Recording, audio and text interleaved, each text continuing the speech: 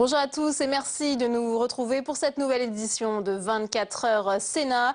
Et on commence tout de suite par l'hommage du Sénat à Nelson Mandela, l'ancien président sud-africain décédé vendredi à l'âge de 95 ans. À l'ouverture de la séance, Jean-Pierre Bel a salué un homme engagé, un révolutionnaire, un sage. On l'écoute. Mesdames, Messieurs les ministres, mes chers collègues, à quelques moments de l'histoire, au fil des siècles, s'élèvent des femmes et des hommes qui, par leur courage, par leur détermination, donnent confiance et espoir à des millions d'autres. Nelson Mandela était de ceux qui incarnent les grandes luttes de leur temps et changent le cours de l'histoire. Nelson Mandela nous a quittés le 5 décembre. Dans son combat contre le racisme, contre l'injustice, Nelson Mandela a porté au plus haut ses convictions, ses valeurs, chevillées au corps, la liberté, l'égalité, la fin des discriminations. C'était un être rayonnant, éclatant, apportant un peu de lumière dans un XXe siècle trop longtemps marqué par sa part d'ombre. Nelson Mandela, c'est d'abord le militant engagé. Il participa à la création en 1944 de la Ligue des jeunes du Congrès national africain, l'ANC, avant de se rapprocher du Parti communiste sud-africain. Nelson Mandela, ce fut un révolutionnaire, un homme d'action.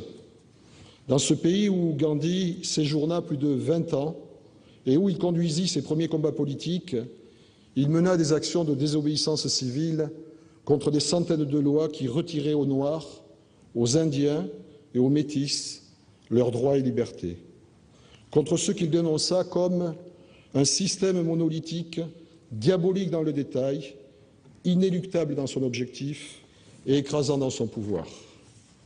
Cette désobéissance lui valut ses premières condamnations. Mais dans la résistance, il acquit le sentiment de marcher droit comme un homme et de regarder tout le monde dans les yeux avec dignité. Oui, révolutionnaire et non violent, il fallut l'horreur du massacre de Sharpeville le 21 mars 1960 pour qu'il reconsidère les méthodes d'action de l'ANC. Face à la brutalité sanglante de l'apartheid, qui ignorait les revendications légitimes de la population noire, il entra dans la clandestinité. Arrêté à son retour en Afrique du Sud après un voyage dans une douzaine de pays, il est mis en prison le 5 août 1962, vous le savez, pour n'en ressortir que le 11 février 1990, près de 28 ans après.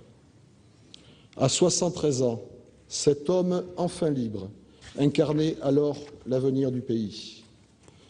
Je me tiens devant vous, non pas en tant que prophète, mais en tant que serviteur de vous, le peuple, déclara-t-il en toute humilité. Son nom avait porté l'espoir de ceux qui luttèrent pendant 40 ans contre l'apartheid.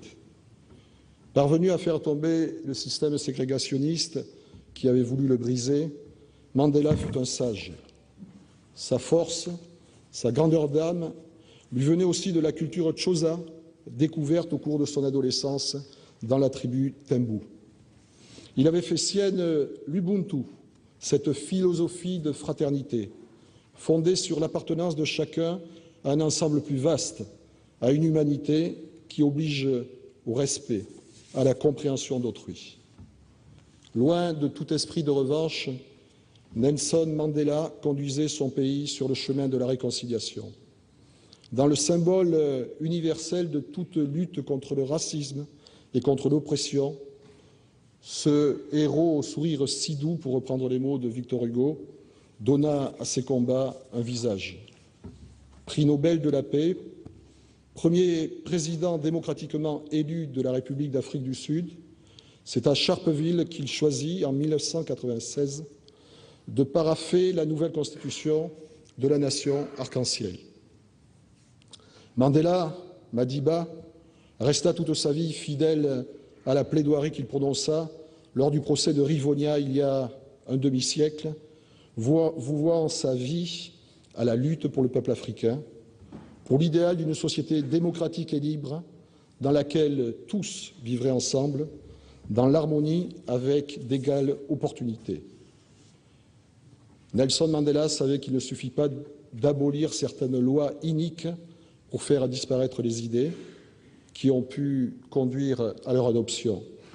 Il était conscient que tout ne vient pas en quelques mois, conscient du chemin qui reste à parcourir pour que chacun vive dans le respect et la dignité qui lui sont dus. Nelson Mandela nous lègue ce message, cette responsabilité, celle d'œuvrer encore et toujours pour la liberté, contre les discriminations raciales, pour ces idéaux universels auxquels notre pays est si profondément attaché. Mes chers collègues, par vos applaudissements, je vous demande de rendre hommage à Nelson Mandela.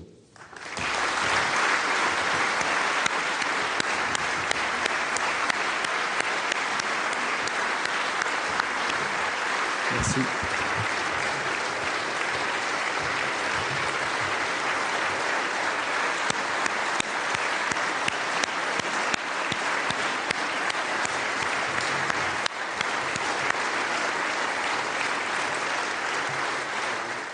Voilà pour cet hommage appuyé de la Haute Assemblée à Nelson Mandela. On va tout de suite retrouver Tam Tranui en direct de la tribune de presse de l'hémicycle, car les sénateurs débattent actuellement de l'intervention militaire française en Centrafrique. Un débat, oui, mais pas de vote, Tam. Et oui, effectivement, un débat sans vote et pour cause, puisque nous sommes 5 jours après le début de cette intervention militaire française à Bangui, en Centrafrique. Un débat sans vote qui a débuté par l'intervention du ministre de la Défense, Jean-Yves Le Drian. Jean-Yves Le Drian qui est intervenu pour justifier cette intervention française en Centrafrique avec 3 arguments principaux. D'abord, la légalité internationale. Il l'a bien souligné, cette intervention s'insère dans le cadre d'une résolution de l'ONU qui a été adoptée à l'unanimité par le Conseil de sécurité. Deuxième point, cette intervention n'est pas faite pour durer après les forces françaises. C'est la MISCA, la force africaine, qui doit venir prendre le relais. La MISCA qui doit passer de 2500 à 6000 hommes et qui doit ensuite mener à un processus électoral démocratique. Et puis en cas de problème, il y aura ensuite une opération de maintien de la paix de l'ONU. Enfin, cette opération est financée. Un point important, cette période de crise, l'opération Sangaré, c'est bien, oui, la France peut se la permettre, comme en atteste la loi de programmation militaire qui va être discutée tout à l'heure dans l'hémicycle. Et alors, Tam, est-ce que ces arguments ont réussi à convaincre les sénateurs ? Écoutez, on peut dire qu'il y a eu largement un consensus dans l'hémicycle, déjà du côté de la droite. À l'UMP, certes, on s'est interrogé. Jacques Legendre s'est demandé si la France était devenue le gendarme de l'Afrique après l'intervention malienne. Voilà le tour de l'opération centrafricaine. Il est également intervenu pour dire qu'il doutait fort que cette intervention n'allait pas durer. Mais cependant, malgré ces interrogations, il a fini par saluer cette intervention. Les centristes également, par la voix de Jean-Marie Bockel, sont intervenus pour souligner l'impérieuse nécessité de cette opération.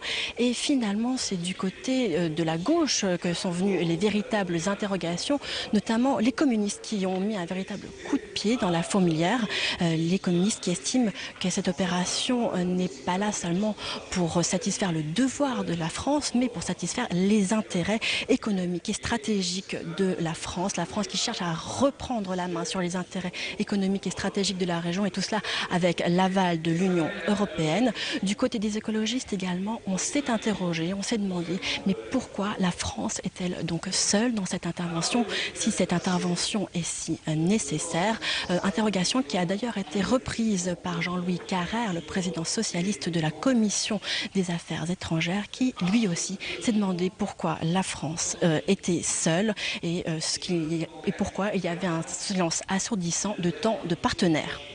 Merci beaucoup, Tam. Alors sans plus tarder, direction l'hémicycle pour écouter l'intervention de Jean-Yves Le Drian, le ministre de la Défense. Mais tout d'abord, l'hommage du Sénat aux 2 soldats français tués ce matin à Bangui. Avant que nous n'engagions le débat sur l'intervention des forces armées françaises en République centrafricaine, c'est avec une grande émotion que je souhaite rendre hommage aux 2 soldats français du 8e régiment de parachutistes d'infanterie de marine le 8e RPIMA de Castres, qui sont morts au combat cette nuit à Bangui.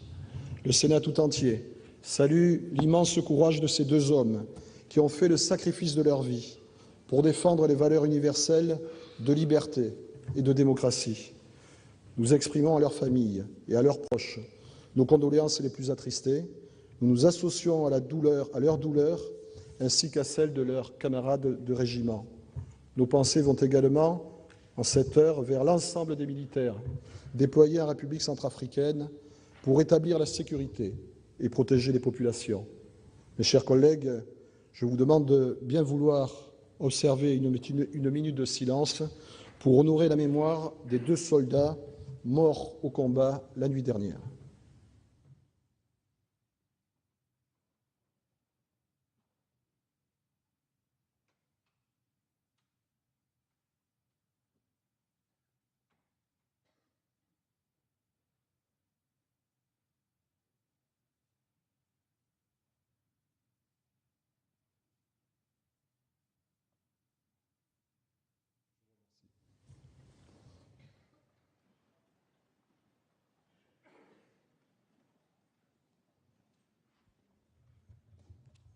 L'ordre du jour appelle une déclaration du gouvernement, suivie d'un débat, sur l'engagement des forces armées en République centrafricaine, dans le cadre du mandat résultat de la résolution 2127 du Conseil de sécurité des Nations Unies, en application de l'article 35, alinéa 2 de la Constitution. La parole est à M. Jean-Yves Le Drian, ministre de la Défense.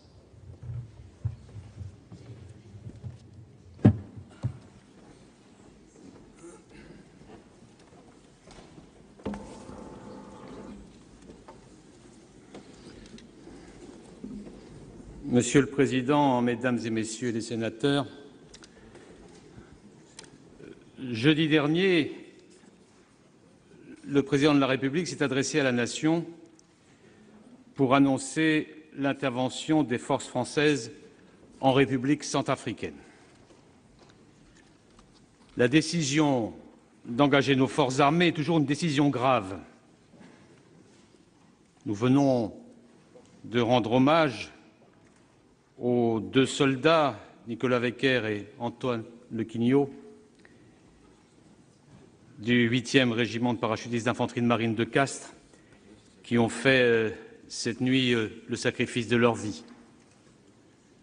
Mes pensées vont à leurs familles, à leurs proches, auxquels j'exprime la solidarité de la Nation, et je transmets les condoléances les plus attristées de l'ensemble du gouvernement.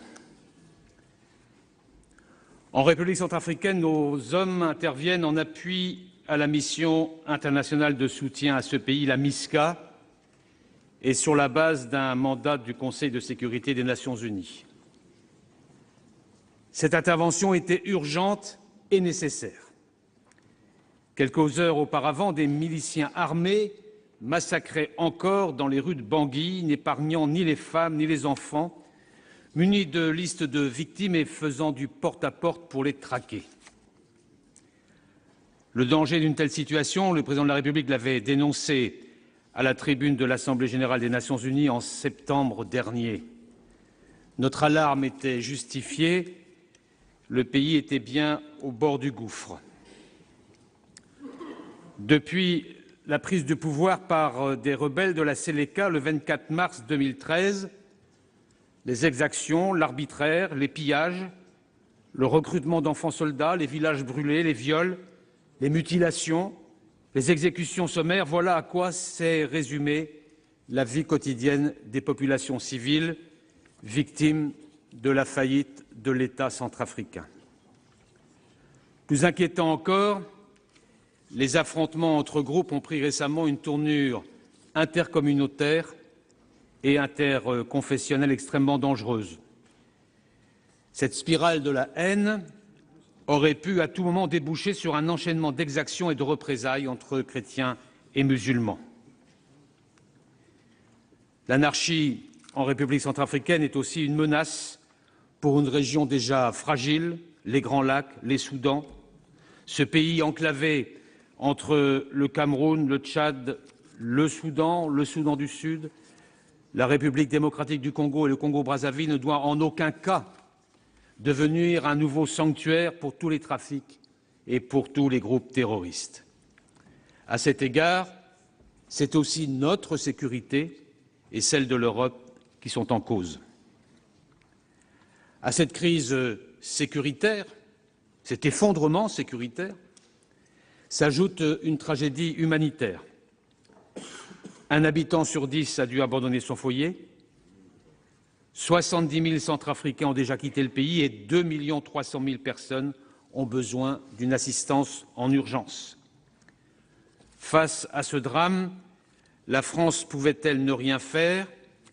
La France pouvait-elle rester sourde aux appels à l'aide des autorités centrafricaines et de nos partenaires de l'Union africaine?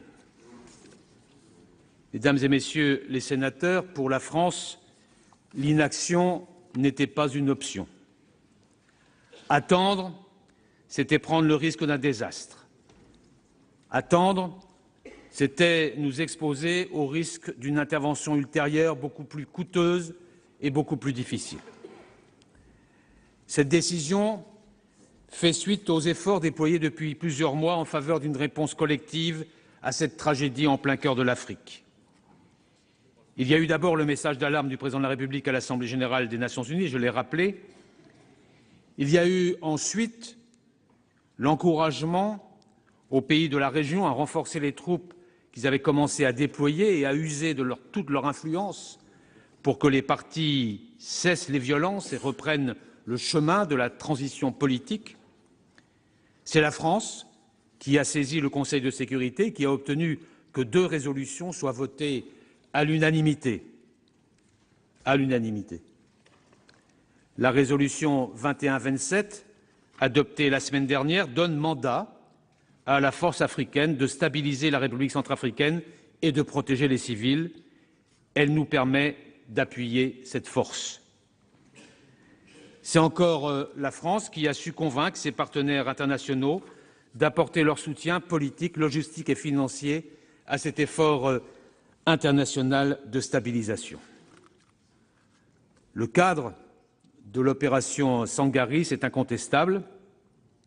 La France agit sur la base d'un mandat des Nations unies. Elle répond à l'appel lancé par l'Union africaine le 13 novembre dernier. Elle répond également à une demande d'assistance des autorités de transition africaines. Nos objectifs sont clairement circonscrits. Premièrement, rétablir la sécurité en République centrafricaine, enrayer la spirale d'exactions et la dérive confessionnelle et permettre le retour des organisations humanitaires ainsi que le déploiement des structures étatiques de base. Deuxièmement, favoriser la montée en puissance rapide de la MISCA et permettre son plein déploiement opérationnel. La MISCA doit en effet être en mesure d'assurer le contrôle de la situation sécuritaire, de désarmer les milices et de faciliter la transition politique.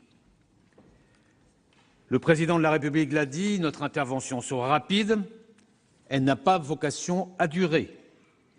Elle est pleinement cohérente avec le message du sommet de l'Élysée sur la paix et la sécurité en Afrique. La sécurité de l'Afrique relève de la responsabilité des Africains. Nos forces sont engagées dans l'urgence, en soutien des contingents africains de la MISCA, dont l'action a déjà commencé et va se renforcer. L'Union africaine a en effet annoncé qu'elle porterait rapidement sa présence sur le terrain de 2 400 à 6 000 hommes. Ces hommes viennent de tous les pays de la région. Le désengagement de nos forces commencera dès que la situation le permettra, en fonction de l'évolution sur le terrain et de la montée en puissance des capacités opérationnelles des forces africaines. Ce doit être l'affaire de quelques mois. Nous savons qu'il faudra du temps pour désarmer les milices, former de nouvelles forces de sécurité centrafricaines et mener à bien un processus électoral. C'est le rôle, dans la durée, de la MISCA. La résolution 21-27 prévoit qu'une opération de maintien de la paix des Nations unies pourra, si le Conseil de sécurité en décide, lui succéder pour la conforter et pour lui apporter un cadre plus robuste, y compris en matière de financement. Et l'Union européenne pourra également y contribuer, notamment grâce aux instruments de la politique de sécurité et de défense commune. Je salue la rapidité et la qualité de l'action que nos forces mènent sur le terrain. Nous avons pu, grâce à la complémentarité entre notre dispositif prépositionné dans la région et les forces en alerte en France, porter en 2 jours notre présence sur place à 1 600 hommes. Nous avons pu, grâce aux renforts rapides qui ont été déployés à Bangui et ailleurs, Bossangoa en particulier, éviter des massacres de masse alors que la situation dans la capitale devenait critique. Vous avez lu les témoignages des observateurs et des organisations non gouvernementales dont je salue l'engagement. Nos hommes, aux côtés des forces africaines, sécurisent les sites les plus sensibles, notamment l'aéroport et les zones de regroupement de nos compatriotes, qui sont près de 800, dont 500 binationaux. Ils assurent une présence constante par des patrouilles dont la vertu dissuasive commence à jouer pleinement. Et déjà, ils participent aux actions de cantonnement et de désarmement des groupes armés afin de rétablir calme et sécurité. Ils favorisent le retour à des conditions d'un fonctionnement normal des structures étatiques indispensables au règlement durable de la situation dans le pays. Mesdames et Messieurs les sénateurs, soyons clairs, la République centrafricaine n'est pas le Mali. La situation sur le terrain diffère. Les groupes armés ne poursuivent pas les mêmes objectifs. Et pourtant, on peut entendre à nouveau les mêmes questionnements. J'entends des questionnements sur les moyens. Oui, la France a la capacité d'agir aujourd'hui. Le financement de l'opération Sangaris est prévu au budget de l'État, comme en atteste la clause de garantie figurant dans le projet de loi de programmation militaire que nous examinerons tout à l'heure. La France le pourra aussi demain, dans le cadre défini par cette loi, avec un format parfaitement adapté à la conduite simultanée d'opérations telles que celles engagées au Mali et en République centrafricaine. J'entends aussi quelques questionnements sur notre posture, mais ils sont rares. Non, la France n'agit pas en gendarme de l'Afrique, elle assume tout simplement ses responsabilités internationales. Elle répond à l'appel de ses partenaires africains et fait face à l'urgence absolue de prévenir une spirale de massacres. Le sommet de l'Élysée pour la paix et la sécurité en Afrique a été l'occasion d'un message unanime de tous les Africains sur la nécessité de renforcer les capacités africaines de réponse aux crises sur le continent. La mise en place d'une vraie force panafricaine de réaction rapide mobilisera dans les mois à venir l'Afrique et ses partenaires. J'entends aussi quelques questions sur l'isolement. Non, la France n'est pas seule. Elle bénéficie du soutien politique de tous les membres du Conseil de sécurité. Le secrétaire général des Nations unies a encore lancé vendredi dernier un appel d'urgence sur la situation en République centrafricaine. La France agit par ailleurs aux côtés des Africains, regroupés au sein de la MISCA. L'Union européenne l'accompagne depuis le début. Le président du Conseil européen, qui participait au sommet de l'Élysée, a souligné les risques que la déstabilisation des pays africains faisait peser sur la sécurité de l'Europe tout entière. L'Europe agit sur le terrain avec la mise en place hier d'un pont aérien entre Douala et Bangui pour acheminer l'aide humanitaire indispensable. L'Europe apporte ses capacités de financement et les États membres qui disposent de moyens opérationnels nécessaires et immédiats s'engagent également et sans attendre. Le Royaume-Uni, l'Allemagne ont mis des moyens aériens à disposition de la France, la Belgique et des Africains. La Belgique se prépare à apporter son appui. D'autres pays encore sont en relation avec nous et nous ont fait savoir leur disponibilité et je les en remercie d'avance. Les États-Unis fourniront dans les prochains jours des capacités de transport pour les contingents africains et se sont engagés à hauteur de 40 millions de dollars pour la MISCA. L'Union européenne la finance déjà à hauteur de 50 millions d'euros et examine comment s'engager très rapidement dans le domaine de la formation. Car au-delà de l'urgence, il faut préparer l'avenir. Et cet avenir passe notamment par la restructuration des forces de sécurité et par la restauration de l'autorité de l'État et des services publics. Il faudra surtout que la transition politique soit menée à son terme. Trop longtemps, la République centrafricaine a été ballottée au gré de pouvoirs faibles, d'une gouvernance défaillante et de l'ingérence d'acteurs extérieurs. Notre volonté est de tourner cette page. C'est celle qu'exprimera ce soir le président de la République à l'occasion de sa visite à Bangui au retour de l'Afrique du Sud. Avec les Centrafricains, les pays de la région ont posé les contours d'un processus de transition devant aboutir à des élections présidentielles et législatives et transparentes et libres le plus tôt possible. Les autorités centrafricaines se sont engagées à mener à bien cette transition. La communauté internationale fera preuve de la plus grande vigilance. Il en va de la renaissance de la République centrafricaine. Mesdames et Messieurs les sénateurs, je l'ai dit, la décision d'engager nos forces armées est toujours une décision grave. En ces circonstances, l'unité de la nation et de l'ensemble des forces politiques est indispensable. En recevant ce matin les présidents des deux assemblées, de leurs groupes politiques et des commissions compétentes, le Premier ministre a déjà pu constater une large convergence de vues. Cette unité, nous la devons à nos soldats qui, au péril de leur vie, agissent sur un nouveau théâtre, et je ne soulignerai jamais assez leur courage et leur professionnalisme. Cette unité, nous la devons aussi au peuple centrafricain, qui traverse depuis trop longtemps les épreuves et qui est en droit de prétendre à des lendemains meilleurs. La crise actuelle pourra, j'en suis persuadé, être surmontée et céder le pas à la reprise du dialogue intercommunautaire, à la réconciliation nationale et à une perspective de développement. La France saura faire preuve de solidarité. Cette unité, nous la devons enfin à l'Afrique, notamment aux pays d'Afrique centrale qui se sont mobilisés de manière exemplaire et qui ont demandé l'aide de la France. La France assume ses responsabilités internationales et tient parole en étant à leur côté. Elle respecte ses valeurs, celles qui sont au cœur de notre République. Mesdames et Messieurs les sénateurs, un des plus grands hommes que le continent africain ait connu disait « Ce monde doit être celui de la démocratie et du respect des droits humains, un monde libéré des affres de la pauvreté, de la faim, du dénuement et de l'ignorance, épargné par les guerres civiles et les agressions extérieures et débarrassé de la grande tragédie vécue par des millions de réfugiés. » Cet homme, c'était Nelson Mandela. C'est la liberté du peuple centrafricain, son aspiration à retrouver la paix et la sécurité et à bénéficier de l'assistance humanitaire la plus élémentaire que nos hommes défendent aujourd'hui avec les forces africaines. Cette cause est juste. Elle correspond à l'idée même que la France se fait de sa place dans le monde. Le président de la République et le gouvernement ont fait le choix de l'action.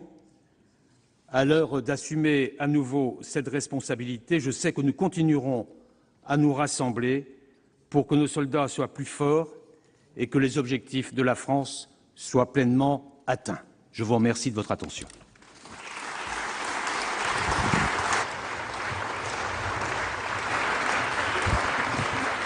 Merci, Monsieur le Ministre. Dans la suite du débat, la parole est aux orateurs des groupes. Je passe la parole à Jacques Legendre pour le groupe UMP.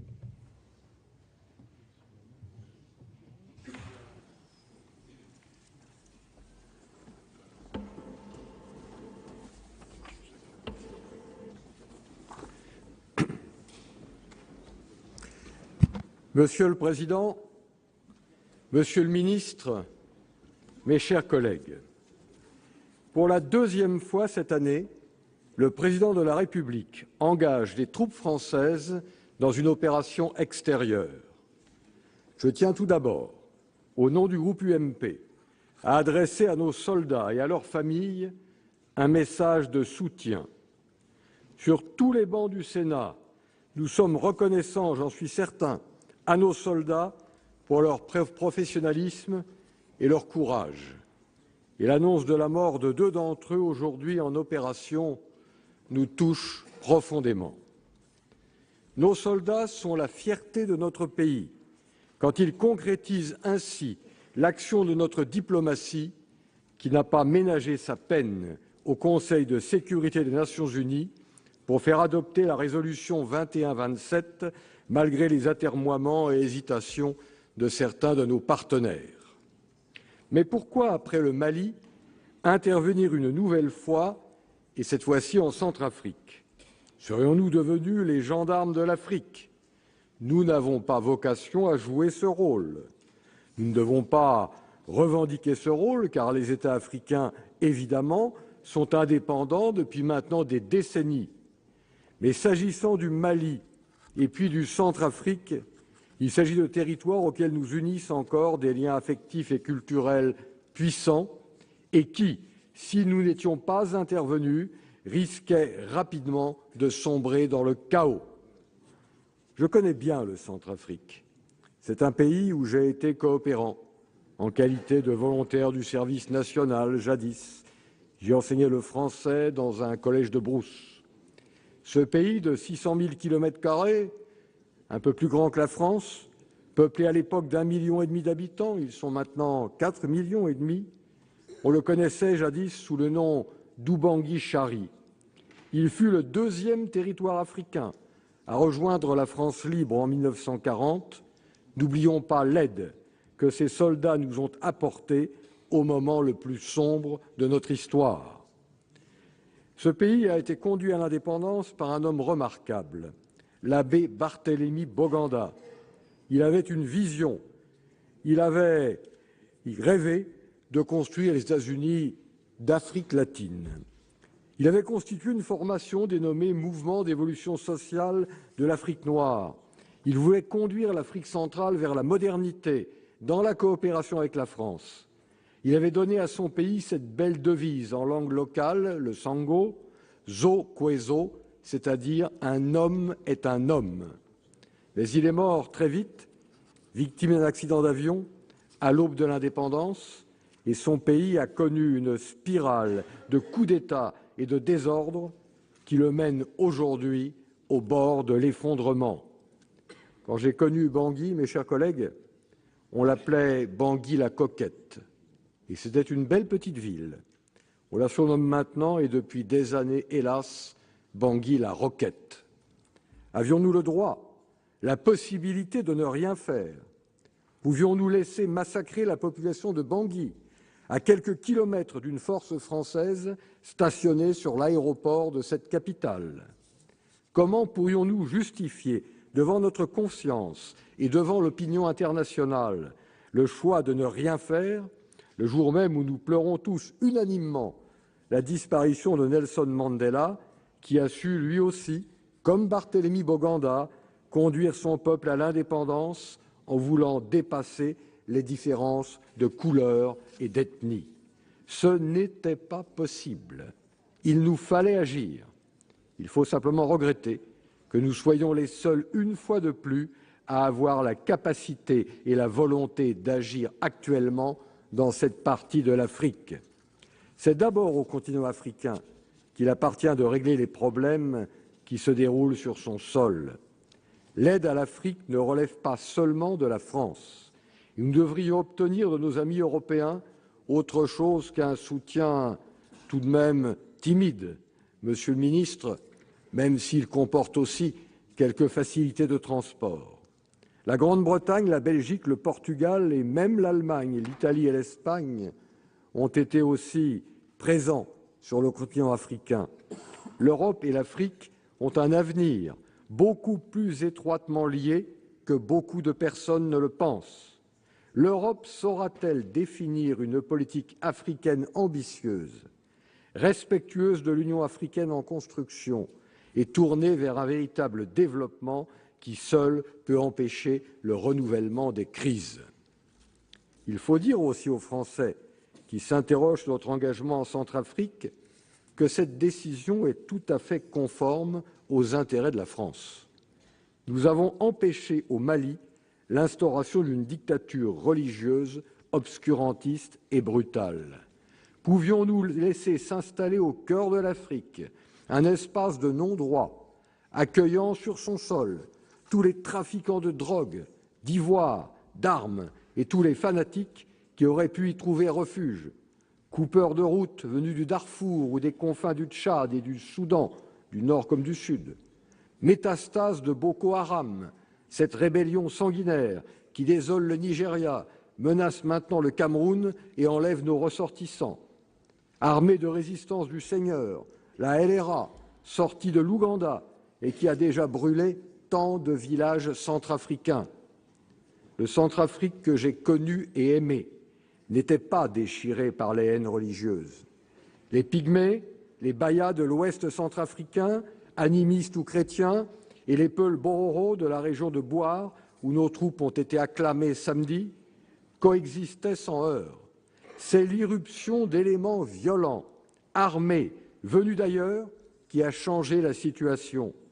Le processus amorcé il y a 10 ans déjà, lors de la prise de pouvoir par le général Bozizé, se renforce aujourd'hui. Les menaces sont pressantes. L'État centrafricain a pratiquement disparu. La capitale, Bangui, est en proie aux affrontements. Dans la brousse, il n'y a plus d'administration, plus de police, plus de gendarmerie, plus de représentants de l'État. L'État centrafricain s'est effondré, comme quelques autres dans le monde. Il faudra du temps, beaucoup de temps pour le reconstruire, et d'abord pour garantir l'intégrité de son territoire et rendre la parole au peuple centrafricain par des élections véritablement libres, et puis ensuite, et le plus vite possible, aider à sa reconstruction et à son développement. Quant à payer dans cet état, mes chers collègues, il ne faut pas aider un court moment et rentrer chez soi, il faut pouvoir, avec le maximum de partenaires et dans la durée, accompagner cet État pour lui éviter de nouvelles crises. Actuellement, les paysans en brousse n'osent plus semer. La disette est déjà présente dans un pays qui devrait pouvoir nourrir sa population. Ne parlons pas des investissements étrangers, qui bien sûr sont maintenant complètement arrêtés. Il y a urgence à agir, mes chers collègues. Je pense même que la communauté internationale a déjà beaucoup trop tardé. C'est pourquoi j'avais interpellé Monsieur le ministre des Affaires étrangères il y a quelques semaines ici, en m'inquiétant déjà de la situation. Je ne reprocherai sûrement pas au président de la République d'avoir décidé, vu l'urgence, d'engager nos troupes dès que les conditions ont été réunies au Conseil de sécurité à New York.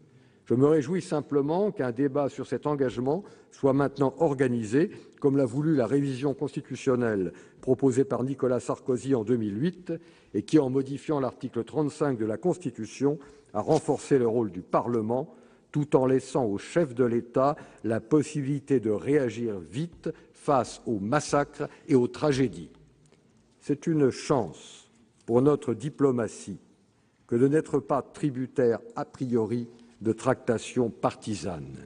Mais il est tout à fait normal que le président de la République, au bout de 4 mois, doive obtenir du Parlement l'autorisation de poursuivre une opération extérieure. Faudra-t-il qu'il en soit ainsi dans 4 mois ? Je le crains ou je le crois, car nous ne devons pas nous faire d'illusions. Cette intervention nécessaire est aussi périlleuse. Certes, les conditions climatiques et politiques sont différentes de celles du Nord Mali. Mais peut-on sécuriser rapidement un pays grand comme la France, avec seulement 1600 militaires français et quelques milliers de militaires africains? Et il ne faut pas sous-estimer la combativité des Séléka, souvent redoutables, qui ont connu ailleurs d'autres conflits et en sont sortis endurcis et très violents. Les événements de cette nuit, hélas, le confirment. Alors, il est nécessaire que les Nations unies, l'Europe, s'engagent vraiment à nos côtés. Car la France a une admirable armée, mais son volume, ses moyens en sont de plus en plus contraints. En cette période de débat budgétaire, je voudrais redire notre conviction que la faute essentielle est toujours de prendre des engagements internationaux que nos moyens militaires et diplomatiques ne permettraient pas d'honorer. Nous sommes membres du Conseil de sécurité. C'est une charge et c'est une chance. Et nous devons y rester. Mais nous le sommes aussi parce que nous disposons d'une dissuasion nucléaire, d'une véritable armée et d'un réseau diplomatique très étoffé. Réduire encore les moyens de nos armées et de notre diplomatie serait à terme rapide, nous condamner à n'être plus qu'une nation de second ou de troisième rang. Après bien d'autres crises, c'est aussi la leçon à tirer de ce que nous vivons aujourd'hui. Monsieur le ministre, mes chers collègues, il y a parfois des raccourcis saisissants.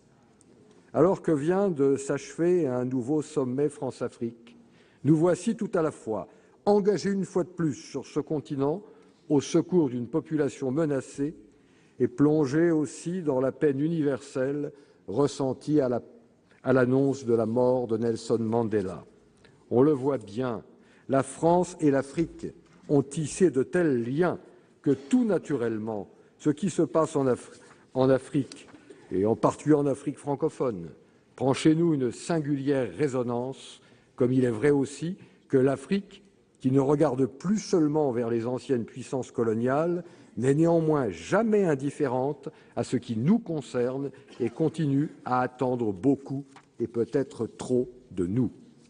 Cette empathie, ce n'est pas ce qu'on appelait la France-Afrique, c'est le sentiment réel de lien particulier. Et je veux souhaiter que la jeunesse africaine et la jeunesse française puissent continuer à échanger, à se rencontrer, à se comprendre. J'ai eu la chance, avec beaucoup d'autres jeunes Français jadis, de faire en Afrique ce service national qui pouvait être utile et qui nous a surtout beaucoup appris. Je souhaite que la jeunesse française et la jeunesse africaine puissent continuer à se rencontrer, à se fréquenter. Ça me paraît très important pour l'avenir.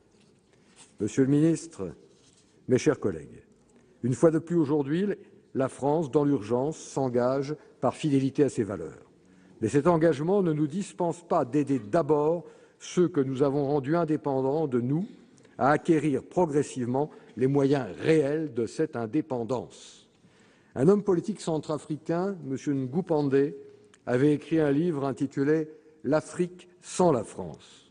La France, fort heureusement, répond encore une fois à l'appel de l'Afrique.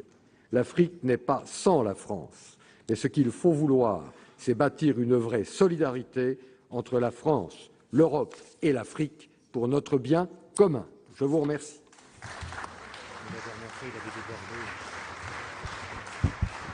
Merci.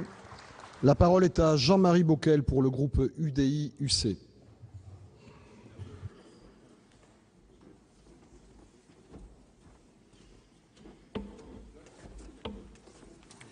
Merci Monsieur le Président, Monsieur le Ministre, Mesdames et Messieurs les Ministres, mes chers collègues. Après l'intervention forte et juste et émouvante de notre collègue Legendre, je voudrais m'exprimer au nom du groupe UDI-UC.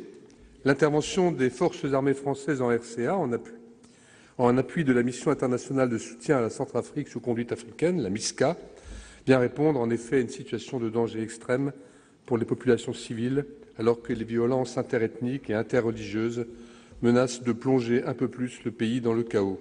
Il y va aussi, comme vous l'avez dit, Monsieur le Ministre, de notre sécurité. Monsieur le Ministre, comme nous l'avions fait lors de l'intervention au Mali, et dans un esprit de responsabilité et d'union nationale, nous apportons notre soutien à cette décision du Président de la République qui s'inscrit dans la légalité internationale, conformément à la résolution 2127 des Nations Unies.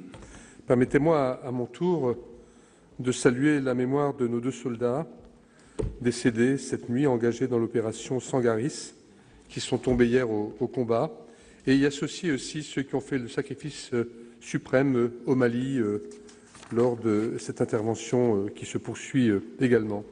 Si les objectifs de cette opération ont d'ores et déjà été annoncés par le président Hollande, désarmement des milices et groupes armés, stabilisation du pays en vue d'élections libres et pluralistes, nous attendons vos précisions, non pas sur la situation d'aujourd'hui, ça a été fait, sur le format et la durée, mais tout au long de cette opération, car, comme vous l'avez dit ce matin à Matignon, c'est une opération complexe et on ne peut pas vous demander de nous dire précisément aujourd'hui ce qu'il en sera dans 2-3 mois. Mais nous comptons sur vous, bien sûr, pour nous informer et informer nos concitoyens et puis aussi nous apporter au fur et à mesure des précisions sur le rôle qu'entend jouer la France dans le processus de stabilisation et de reconstruction. Quoi qu'il en soit, certains enjeux d'ordre sécuritaire, politique ou humanitaire sont d'ores et déjà perceptibles. La première priorité consiste évidemment au rétablissement d'un climat de sécurité sans lequel les efforts de reconstruction seront vains. La République centrafricaine est devenue depuis plusieurs mois une zone grise où prospèrent des bandes armées avec des pillages, exactions, viols, massacres. Depuis l'arrivée au pouvoir de la coalition de rebelles Séléka, la situation sécuritaire s'est dégradée à Bangui et dans le reste du pays en raison d'affrontements opposant des éléments Séléka à des groupes d'autodéfense, laissant apparaître le spectre d'un génocide interreligieux. Oui, c'est vrai, il était temps et en même temps, il fallait le faire dans la légalité internationale.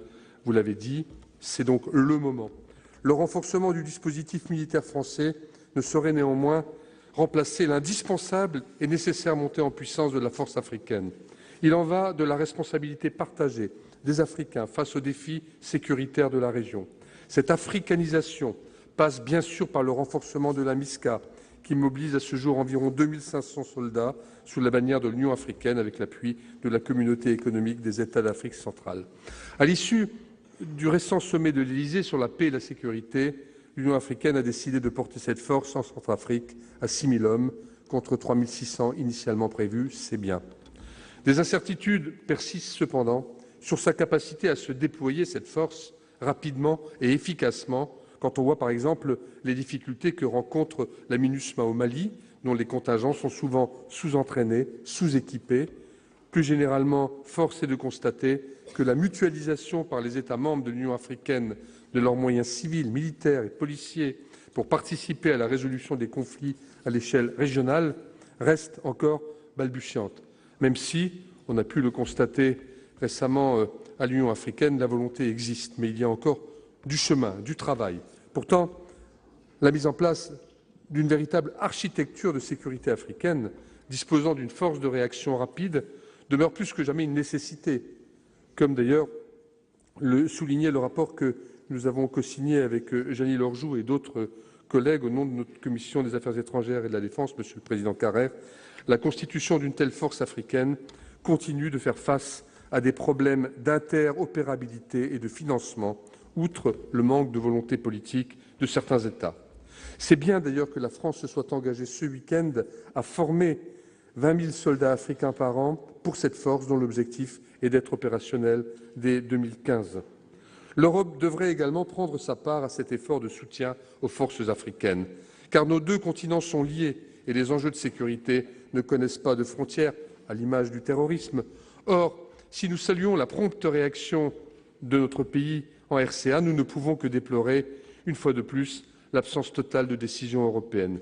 Certes, l'Union européenne a salué le feu vert donné par l'ONU à une intervention des forces africaines et françaises, Catherine Ashton évoquant même un soutien substantiel pour répondre à l'urgence et à la gravité de la situation. Mais que compte faire l'Europe de manière concrète pour nous soutenir militairement, logistiquement ou financièrement dans cette opération? Du côté des pays européens, le Royaume-Uni a proposé une aide logistique limitée à la France, mais l'envoi de troupes britanniques ne semble pas être une option pour le moment sur la table, en tout cas à notre connaissance. Ce matin, lors de la réunion à Matignon, vous l'avez dit, le Premier ministre l'a dit, d'autres pays européens se sont manifestés. Vous avez parlé des Allemands, des Polonais, enfin d'autres pays encore, pour apporter ce soutien logistique et, j'allais dire, et plus si affinité. Enfin, nous verrons bien, mais ce serait bien, évidemment, que même de manière symbolique, peut-être, il puisse y avoir une présence d'une manière ou d'une autre sur le terrain de certains de ces pays. Aussi, Monsieur le Ministre, pourquoi ne pas plaider auprès de nos partenaires européens pour le déploiement du groupe tactique européen, Battle Group, dont l'objectif est justement de pouvoir participer rapidement à des opérations à l'étranger.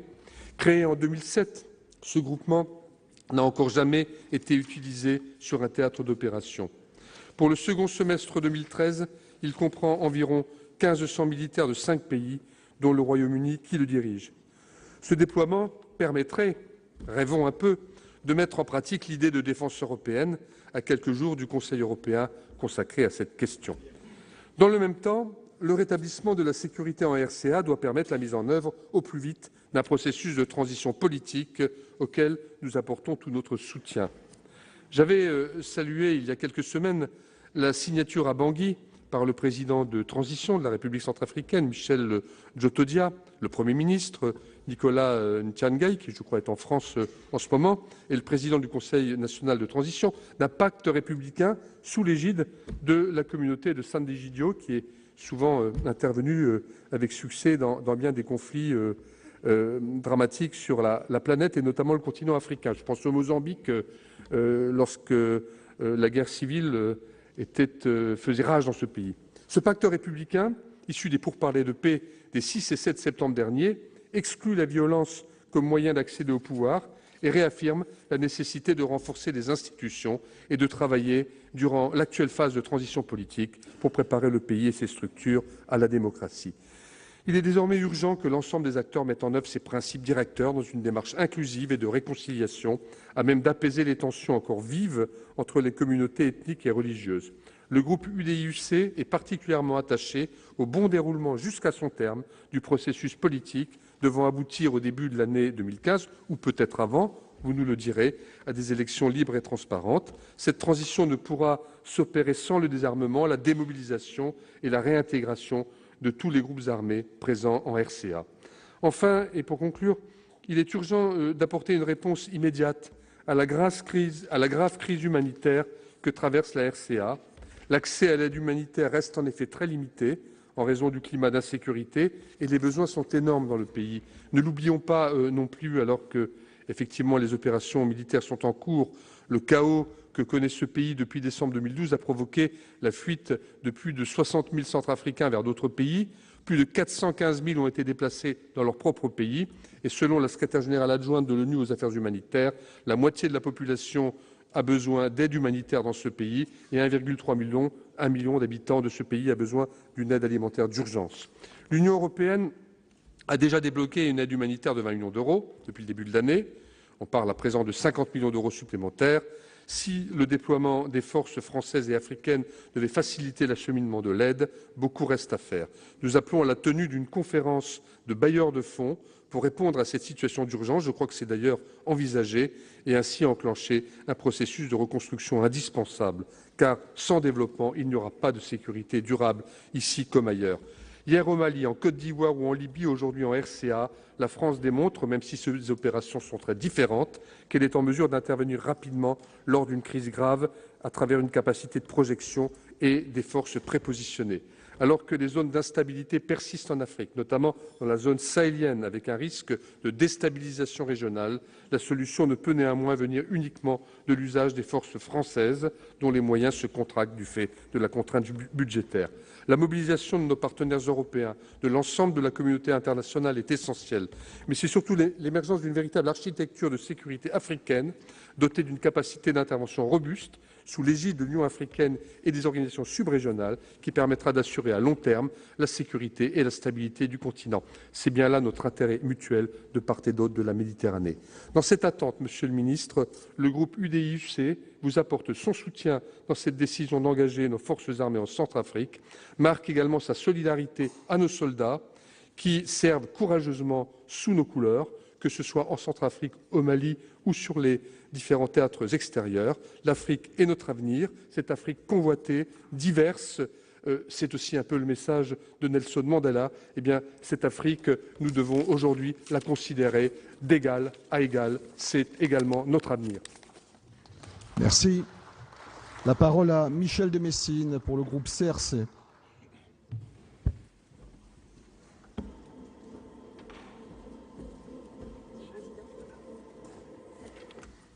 Je vois une petite goutte, tiens.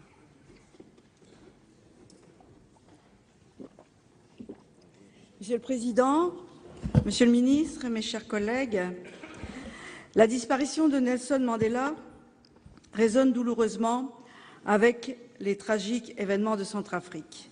Cet homme, après avoir lutté la majeure partie de sa vie contre l'inhumanité suprême qu'est la ségrégation raciale, a réussi à éviter un désastre à son pays en prônant la réconciliation entre ses différentes composantes pour construire une Afrique du Sud libre, démocratique, non raciale, progressant sur la voie du progrès économique et social.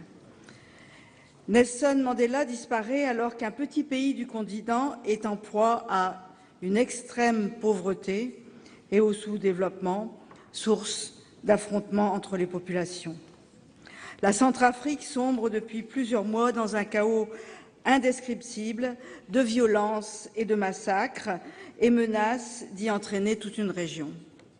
Depuis vendredi dernier, nos troupes interviennent dans ce pays avec comme première mission de mettre fin aux exactions de toutes sortes contre les populations civiles, de permettre l'acheminement de l'aide humanitaire, de désarmer les bandes qui sévissent. Cette difficile mission a déjà fait 2 victimes au sein du 8e régiment parachutiste d'infanterie de marine. Je salue ici le courage et l'abnégation de ces hommes qui sont allés jusqu'au sacrifice suprême, ces jeunes hommes, pour remplir la mission que leur avait confiée notre pays. Les informations qui nous parviennent de Bangui, les images que nous avons vues en boucle durant le week-end, la gravité de la situation et les scènes d'horreur provoquent légitimement d'abord des réactions passionnelles qui laissent peu de place à une réflexion raisonnée. Face à cette situation qui se dégradait de semaine en semaine, il fallait sans doute intervenir en urgence. Le président de la République, en prenant une nouvelle fois en moins d'1 an la décision d'engager nos troupes sur le continent africain, a assumé ses responsabilités au nom de la France. Certes, nous devions agir, mais dans de telles conditions, cette opération est-elle menée en mesurant pleinement toutes nos responsabilités et toute la portée de cette décision et de nos choix. 5 jours après le début de l'opération dénommée Sangari, l'intérêt de ce débat parlementaire est donc maintenant, au-delà des apparences et des évidences, de prendre le temps de réfléchir avec lucidité aux conditions et à la forme de notre intervention, d'en mesurer les conséquences et d'envisager l'évolution de la situation pour préparer l'avenir. Cette intervention a certes la légitimité que lui confère la légalité internationale, puisqu'elle résulte d'une résolution adoptée à l'initiative de la France à l'unanimité des membres du Conseil de sécurité. Concrètement, cette résolution donne mandat à nos forces pour intervenir afin de rétablir la sécurité en appui des troupes africaines de la mission internationale de soutien à la Centrafrique, la MISCA, placée sous le chapitre 7 de la Charte des Nations Unies, qui permet le recours à la force pour faire appliquer les résolutions. Elle les autorise ainsi, je cite, à prendre toutes les mesures nécessaires pour soutenir la MISCA dans l'accomplissement de son mandat. La résolution envisage enfin la transformation éventuelle de la MISCA en force de maintien de la paix de l'ONU quand, je cite, les conditions le permettront. Du point de vue de la légalité internationale, le mandat est donc fondé juridiquement et il est relativement clair. Il reste néanmoins qu'en pratique, la mise en œuvre d'une opération militaire et surtout la suite politique qui en découle se révèle plus compliquée que le simple vote d'une résolution des Nations Unies. Outre les difficultés techniques d'une opération qui comprendra avec les forces panafricaines environ 5 000 hommes, vous vous défendez aujourd'hui de vouloir vous investir directement dans le règlement politique de cette crise et proclamer que vous laisserez au plus vite la place aux Nations Unies. Est-ce encore possible après avoir préparé et engagé seul cette opération? En Centrafrique, notre pays est certainement le plus mal placé, en l'absence d'institutions étatiques depuis des décennies, pour agir en avant-garde sur la transition politique et le développement économique. Dans ce pays qui a longtemps été sous notre tutelle, nous serons, à juste titre, suspectés de vouloir nous substituer aux Centrafricains eux-mêmes et de ne défendre que nos propres intérêts. Pourquoi avoir persisté à intervenir seul alors que le président de la République s'était engagé à ne plus s'ingérer dans les crises en Afrique et à entretenir des relations d'un type nouveau avec ces pays? Monsieur le ministre, il faut préciser la stratégie du gouvernement dans cette opération. Quels objectifs poursuivons-nous réellement? Pourquoi et comment? Avec qui? Avec quels moyens? La France veut-elle gérer cette nouvelle crise au centre de l'Afrique? La déclaration du gouvernement qui vient de précéder ce débat ne nous a pas apporté les clarifications que nous attendions. D'ailleurs, contrairement à l'intervention au Mali, le trouble, voire le rejet qui existe aujourd'hui dans l'opinion publique à l'égard de l'engagement dans ce pays est révélateur. Au-delà d'une opposition qui, c'est vrai, ne pourrait être que passagère et s'expliquer par la situation économique que vit actuellement notre pays, je pense surtout que nos compatriotes sont essentiellement réticents et sceptiques sur l'efficacité et la capacité de ces interventions militaires plus ou moins ponctuelles à résoudre les crises dans ces pays et à agir sur les causes qui les provoquent. Ils s'interrogent également sur le coût de ces opérations pour nos finances publiques, puisqu'elles se font au détriment d'autres priorités. Et puis, il ne faut pas céder aux sentiments ni aux illusions. La faillite centrafricaine ne date pas de ces dernières semaines. Cette faillite est aussi très concrètement due à une profonde crise économique et sociale résultant de l'effondrement des cours des produits agricoles locaux. Disons clairement les choses. Les politiques successives de la France portent une large part de responsabilité dans la situation de ce pays, car nous y avons souvent joué un rôle d'influence discutable en soutenant des gouvernements peu recommandables. Et de plus, notre pays a soutenu et soutient encore les institutions internationales qui appliquent à ces pays des politiques ultralibérales qui asphyxient leurs économies et plongent leur population dans la misère. Aujourd'hui, nous intervenons in extremis, dans l'urgence, alors que la situation se dégradait depuis de nombreux mois, que n'ont eu de cesse de nous alerter les ONG présentes sur le terrain. Ce pays était déjà au bord du gouffre au mois de mars et peut-être n'avons-nous pas suffisamment réagi lorsque les opposants au président Bozizé ont pris le pouvoir avec le soutien du Tchad. Quelles initiatives diplomatiques auprès de la communauté internationale et des pays de la région notre pays a-t-il pris pour empêcher cet engrenage fatal? S'il y en a eu, reconnaissons qu'elles ont été particulièrement discrètes et peu efficaces. Votre gouvernement s'est résolu à éteindre cet incendie généralisé pour se lancer en héros solitaire dans une de ces opérations militaires qui deviennent malheureusement notre spécialité dans les relations internationales de cette partie du monde. Mais quelle est votre politique dans cette région? Au-delà des discours convenus et de la promesse d'organiser au plus vite des élections, le gouvernement n'est pas véritablement en mesure de présenter à la représentation nationale l'esquisse d'une solution politique à cette crise. Cette nouvelle intervention militaire en Centrafrique, après des années d'une tutelle française qui ne leur a jamais permis de trouver le chemin de la stabilité, de la paix et du développement, alors, quand sera dépassée l'urgence d'arrêter les massacres, les vraies questions se poseront. Notre pays n'y va-t-il pas pour rétablir un minimum d'ordre et reprendre la main sur le plan économique et stratégique, tout cela en accord avec l'Union européenne et les États-Unis? Cette façon de gérer le conflit ne risque-t-elle pas de perpétuer l'instabilité, la violence et l'échec? Bien sûr, dans l'immédiat, il faut mettre un terme aux violences qui ensanglantent le pays. La Centrafrique ne doit pas sombrer dans une guerre civile intracommunautaire. Mais au-delà de cet aspect conjoncturel, il faut surtout s'attaquer aux causes profondes qui déstabilisent ce pays depuis si longtemps. Il s'agit tout d'abord de casser la relation néocoloniale que nous entretenons avec lui. De la même façon, il est nécessaire que les pays voisins comme le Tchad cessent de considérer la Centrafrique comme leur arrière-cour. Il est grand temps que les Centrafricains recouvrent pleinement leur souveraineté. Il faudrait ensuite lutter contre la pauvreté, véritable fléau dans la région. Cela passera nécessairement, et il faudra bien en discuter une bonne fois pour toutes, par une remise à plat de la répartition des dividendes tirés de l'exploitation par les grands groupes multinationaux des ressources naturelles. Libérés du joug de la domination et de l'exploitation, les Centrafricains seront alors à même de tourner la page des putschs et des rébellions.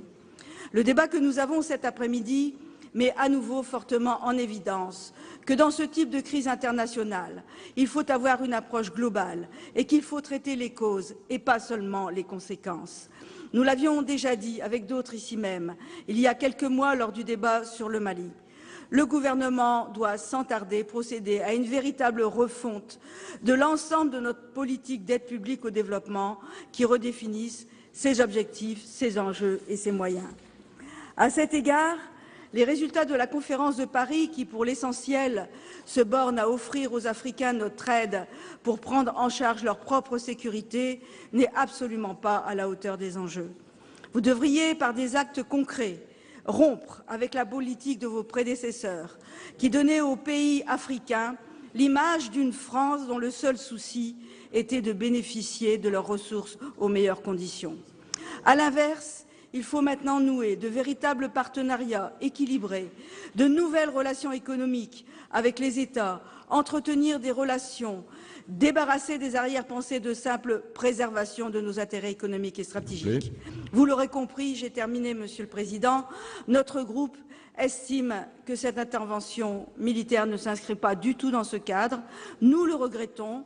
Nous en désapprouvons donc la forme et nous doutons qu'elle soit la réponse appropriée à la crise que traverse la Centrafrique. Merci de votre attention. Merci. La parole à Monsieur François Rebsamen pour le groupe socialiste. Mais ils ont changé de position.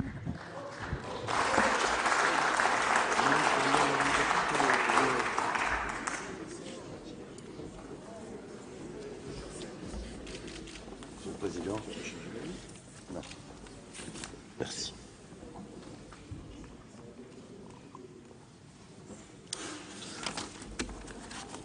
Monsieur le Président, Monsieur le ministre de la Défense, Mesdames, Messieurs les ministres, mes chers collègues, comme d'autres intervenants, en cet instant, ma première pensée va aux 2 soldats qui ont trouvé la mort ce matin en accomplissant leur devoir. Je leur rends à mon tour hommage et j'exprime toutes mes condoléances en mon nom et au nom de mes collègues, des collègues de mon groupe, à leurs familles, à leurs proches et à leurs camarades de combat. Une fois de plus, la façon dont l'armée française accomplit sa mission, avec professionnalisme, avec ténacité, avec rapidité et efficacité, fait honneur à notre pays. Le courage de nos soldats fait écho à celui de leurs prédécesseurs qui montaient au front il y a bientôt un siècle et dont nous aurons, ici même, l'occasion d'honorer la mémoire dans le cadre du centenaire de la Grande Guerre. Mais ce qui me vient à l'esprit également, c'est le nombre d'enfants, de femmes et d'hommes qui ont été sauvés par l'arrivée des troupes françaises sur le sol de Centrafrique, même si les vies épargnées ne compensent en aucune manière la mort de nos militaires. Aujourd'hui, pour autant, la normalisation de la situation est loin d'être acquise. La population sort peu à peu de la terreur. Les meurtres, les viols, les massacres atroces dans Bangui ont cessé. Et cela seul suffirait à justifier, si besoin en était, l'intervention française sous mandat de l'ONU. Face au drame qui se jouait en Centrafrique, la France, fidèle à sa tradition de puissance responsable et fidèle à ses valeurs humanistes, a pris les devants et a agi pour que la communauté internationale assume son rôle face à un enjeu qui est tout à la fois sécuritaire et humanitaire. En effet, cela a été dit par d'autres intervenants, l'enjeu sécuritaire est d'importance. La situation en Centrafrique s'inscrit dans un cycle qui remonte dans les années 90 et la crise actuelle n'est qu'un ultime, espérons-le, soubresaut d'une spirale de troubles qui fragilise et détruisent progressivement la République centrafricaine depuis 1996. En 1998, déjà, face à l'instabilité croissante et à des violences exacerbées, le Conseil de sécurité des Nations unies avait envoyé une première mission, la mission des Nations Unies en République centrafricaine. Celle-ci avait tenté déjà, conjointement à une force interafricaine, de rétablir la paix et la sécurité dans ce pays. Lors de son retrait en 2000, les tensions persistaient. Fin 2012, après bien des péripéties, bien des rébellions, confortées par des ingérences étrangères, les troubles latents se sont transformés en crise majeure. La Séléka, un regroupement composite finalement, rassemblant tous les déçus du régime du président, si je peux l'appeler président, lui-même ayant pris le pouvoir par un coup d'État, du président Bolizé, opposants politiques comme armés, s'est emparé des villes stratégiques. Le 11 janvier 2013, de nouveaux accords de paix sont signés à Libreville entre le gouvernement et la rébellion. Il s'agit de mettre un terme à l'insurrection et de contenir la rébellion aux portes de Bangui. L'instauration d'un gouvernement d'unité nationale, de transition échoue et de nouvelles élections ne peuvent être tenues. En mars dernier, la Séléka contraint donc le président Bolizé à quitter le pouvoir et Michel Djotodia a se décréter, qui était vice-premier ministre, ministre de la Défense du gouvernement d'union nationale et chef des factions rebelles, à s'autoproclamer président du gouvernement de transition. Il dissout officiellement la Séléka et lâche ainsi la bride à une soldatesque d'environ 20 000 hommes. Cette masse grossit de jour en jour avec l'arrivée de nouveaux combattants en provenance de pays voisins. Vous les connaissez, que ce soit des combattants soudanais, des éléments qui appartiennent à Boko Haram au Nigeria, et un retour de miliciens, vous l'avez évoqué mon cher collègue, de la LRA, l'armée de la résistance du Seigneur, du tristement célèbre Joseph Kony, qui détient et qui est déjà implanté dans une partie d'ailleurs de la Centrafrique. La République centrafricaine est ainsi en passe de devenir sur sa totalité une zone de non-droit, carrefour stratégique entre le Sahel, la région des Grands Lacs et la Corne de l'Afrique. C'est donc une crise qui a des répercussions régionales importantes, puisque la plupart des États voisins font eux-mêmes face à des défis sécuritaires considérables. Les frontières sont poreuses, les foyers de tension énormes, et nous ne pouvons pas laisser la République centrafricaine devenir une source de déstabilisation supplémentaire, voire une base arrière pour le développement d'activités terroristes. L'enjeu sécuritaire se double en effet d'un enjeu humanitaire immense. Cela a été dit, bien sûr, mais je voudrais le rappeler, sans qu'il faille actuellement employer de grands mots, parler de génocide. Le pays fait face à un tel climat de violence que ça laissait présager une évolution vers un conflit à connotation confessionnelle. La Séléka est majoritairement composée, vous le savez, de musulmans, tandis qu'une majorité de la population est de mouvance chrétienne. On l'a vu et les images télévisuelles l'ont attesté. La violence se déchaîne et est allée croissant. Les violences des droits de l'homme ont été quotidiennes, ne cessant de s'amplifier. Les civils ont été la cible de multiples exactions, arrestations et détentions arbitraires, exécutions sommaires, violations, violences sexuelles, tortures, pillages, enrôlement d'enfants soldats, drogués, les femmes et les enfants étant particulièrement visés. On dénombre aujourd'hui environ 1 300 000 personnes victimes d'insécurité alimentaire, soit un tiers de la population, ainsi que 480 000 déplacés, dont 50 000 à Bangui. Le Haut Commissariat des Nations Unies a enregistré depuis le désaffrontement 66 000 réfugiés. Malheureusement, les ONG ne peuvent pas apporter d'aide aux populations qui sont dans le besoin. Face à ce danger de catastrophe humanitaire, c'était un devoir impératif que de mettre un terme à ce cycle infernal. Je citerai ici le président de la République lors du sommet africain à l'Élysée. Aujourd'hui, disait-il, au cœur de l'Afrique, un peuple est en souffrance. Il nous appelle. Nous ne pouvons plus laisser les massacres se perpétrer.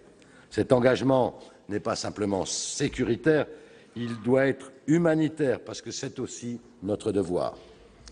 Comme lors de la crise malienne, je le dis, le président de la République a su prendre la mesure de la gravité de la situation, et je veux ici le souligner et lui rendre hommage.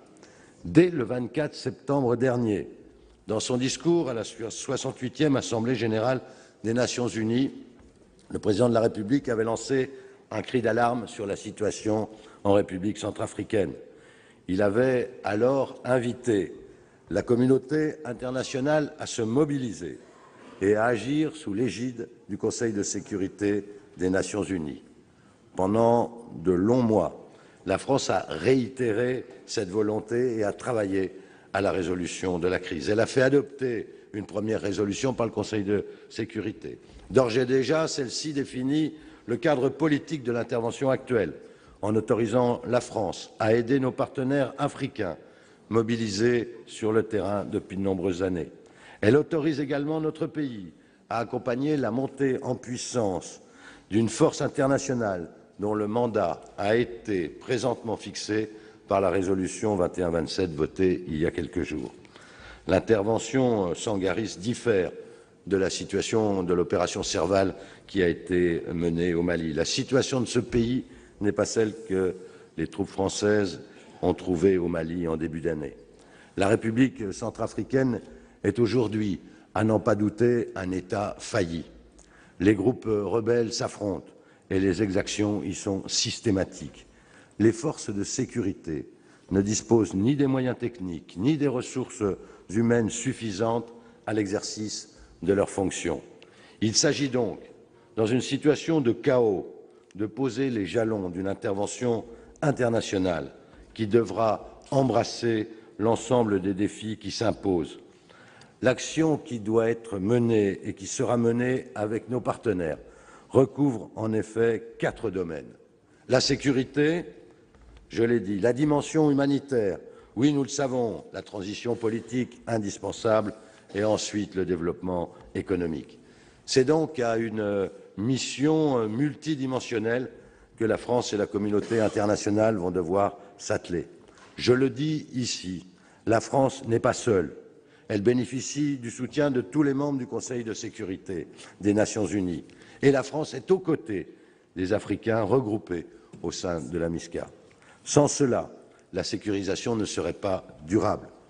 L'opération qui est menée interviendra, bien sûr, a été faite avec des préparations sur le plan militaire, logistique et financier.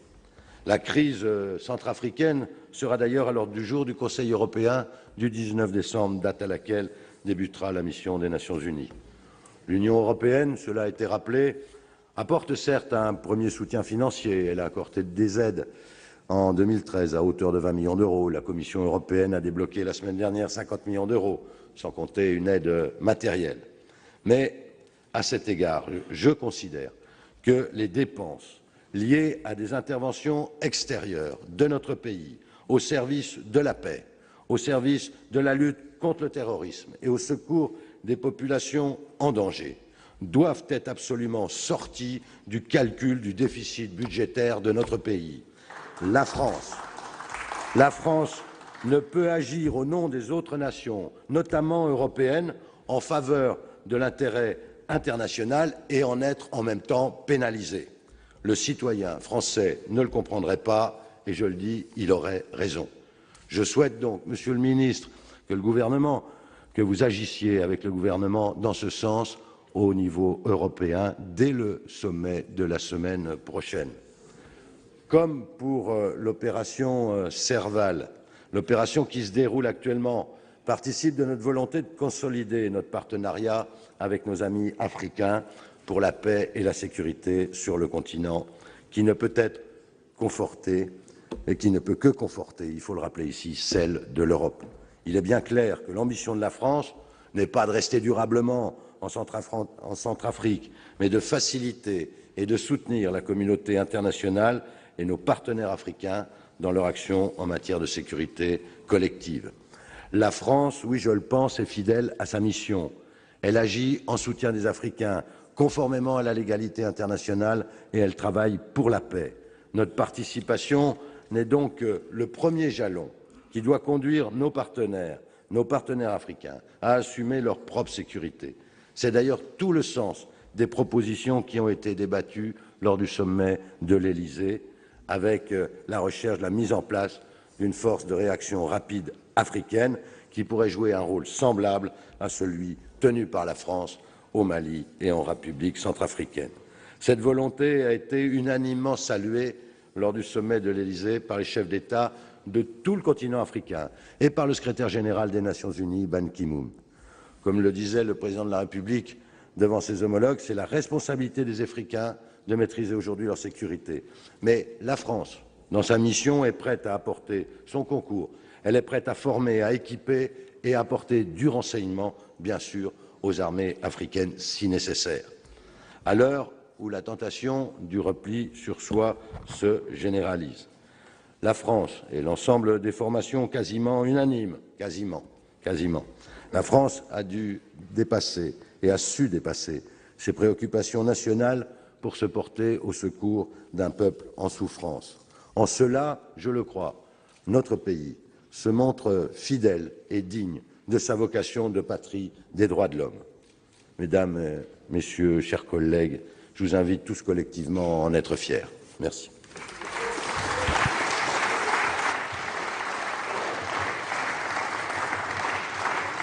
Merci.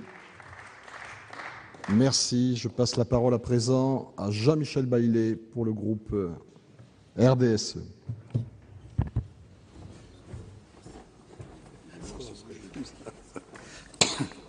Monsieur le Président, Monsieur le Ministre, mes chers collègues, je souhaite bien sûr, en prélude à mon intervention, rendre hommage à mon tour aux deux soldats du 8e RPIMA de Castres, Nicolas Vocard et Antoine Lequignot, morts hier soir à Bangui sous l'uniforme de l'armée française.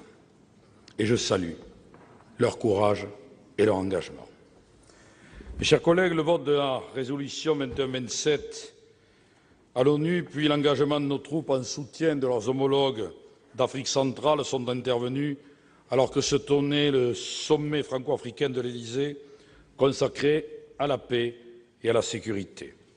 Et notre débat, en application de l'article 35 de la Constitution, survient juste avant l'examen en seconde lecture par notre Assemblée de la loi de programmation militaire et alors que se tiendra demain soir, ici même, un débat préalable au Conseil européen des 19 et 20 décembre consacré justement à la politique de sécurité et de défense commune.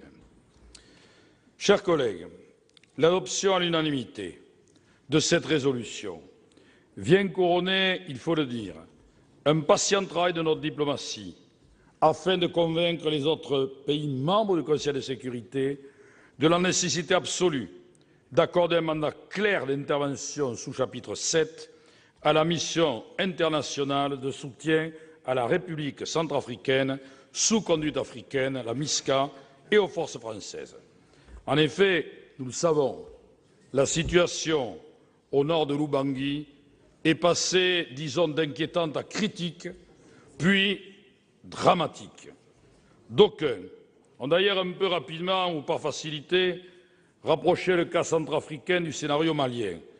Si l'on peut concéder, c'est vrai, quelques similitudes, effondrement de l'État, tensions religieuses, tensions régionales, nombreuses sont aussi les dissemblances.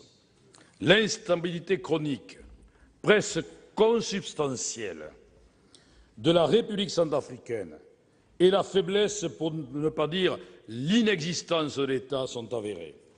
Et face à ce lent délitement, qui s'est accentué très fortement depuis une douzaine d'années, les pays de la région sont intervenus dans le cadre de la FOMU, puis de la MICOPAX, et ils ont été soutenus naturellement, ai-je envie de dire, par la présence française, dont l'opération Boali se bornait à la sécurisation des ressortissants français et des points d'intérêt stratégiques.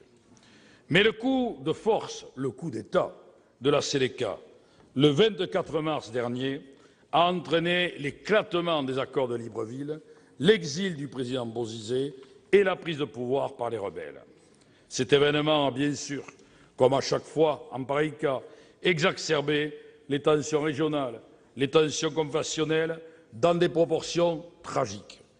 En effet, face aux composants de la Sénéca, principalement issus du nord du pays, majoritairement musulmans, et nous trouvons là un schéma auquel nous sommes malheureusement habitués dans beaucoup d'États africains, des milices d'autodéfense, dites anti-Balaka, se sont constituées, esquissant un scénario de guerre civile et son cortège de massacres, d'horreurs et de populations déplacées. Une intervention rapide afin de mettre fin au cycle de la violence et de la cruauté était devenue indispensable. Et l'effondrement de l'État centrafricain que je viens d'évoquer laissait également craindre que ce territoire ne devienne une base de repli pour certains groupes armés, et ils sont nombreux dans la zone, de pays voisins, Soudan, Tchad, République démocratique du Congo, voire Nigeria, et donc entraîne une nouvelle source d'instabilité pour l'ensemble de la région. Alors, mes chers collègues, j'ai entendu certains responsables politiques faire mine de s'interroger sur les objectifs et la stratégie du gouvernement. Pourtant, le mandat donné par la résolution 2127 à la MISCA et aux forces françaises est d'une grande clarté. Il légitimise et encadre cette intervention. Et cette opération comporte même un volet sécuritaire, mais aussi un volet humanitaire et prévoit l'accompagnement du pays dans le rétablissement de ses institutions et notamment du processus électoral. Elle était, nous l'avons vu, et nous en avons toutes les informations, Monsieur le Ministre, surtout très attendue, comme l'indique l'accueil remarquable des populations de Bangui à l'arrivée de nos troupes, et le fait d'ailleurs que de nombreux habitants se soient réfugiés autour de l'aéroport de la ville où sont stationnés les éléments de l'opération Sangaris. S'agissant de la durée de cet engagement, cette résolution accorde un mandat de 12 mois, mais bien sûr qu'il est souhaitable que les unités combattantes françaises laissent place le plus tôt possible à une force de maintien de la paix. Cependant, des questions demeurent, notamment autour du programme DDR, désarmement, démobilisation et réintégration de la Séléka, qui demeure une zone de grand flou et d'incertitude. Il est clair, en effet, un repli de ces forces dans la partie septentrionale du pays, voire dans les pays limitrophes. Et la question de la place du président de facto et chef de la Séléka, Michel Djodjora, dans la transition doit être aussi posée. Selon les accords de Libreville, ce dernier ne pourra se présenter lors des futures élections et le président de la République française, François Hollande, s'est exprimé sur le sujet. Alors, mes chers collègues, le volontarisme de la France et son rôle moteur, tant diplomatiquement aux Nations Unies que sur le terrain avec le déploiement rapide de nos forces, méritent d'être soulignés.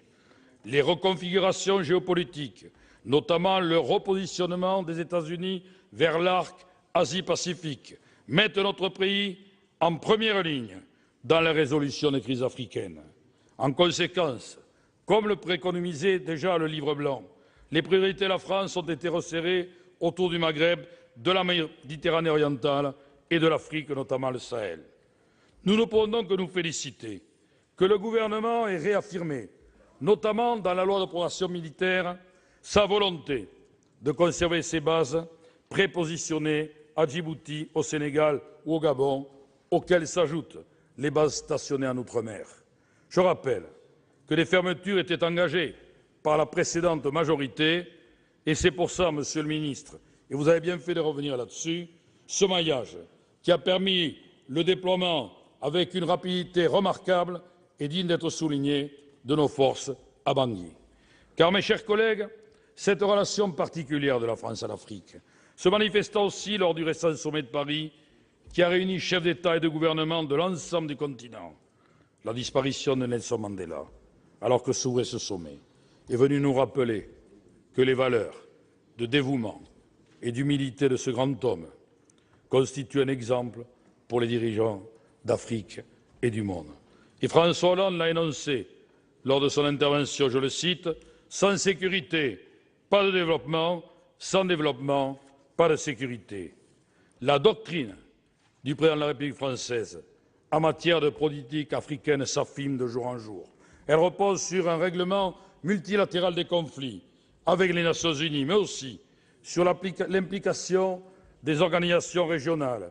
Ici, la communauté économique des États d'Afrique centrale et continentale, l'Union africaine. La France, mes chers collègues, assume donc les responsabilités qui lui incombent, que cela plaise ou pas, du fait de son statut de puissance et aussi, nous devons l'assumer, de son héritage historique. Et ce sont de véritables partenariats qui se mettent en place, et là encore, nous sommes à un changement d'époque, dans la déclaration finale du sommet de l'Élysée. Les dirigeants français et africains ont souhaité la création d'une force africaine de résolution des crises dès l'horizon 2015. La France pourrait même participer à la formation de cette force, même si des questions subsistent naturellement, Monsieur le Ministre, sur son financement. Elle permettrait en tout cas aux Africains d'assurer la sécurité de leur continent. Mes chers collègues, je salue ici la volonté du président de la République et du gouvernement d'informer et d'associer les présidents des assemblées, les présidents des groupes politiques et des commissions des affaires étrangères et de la défense du Sénat et de l'Assemblée.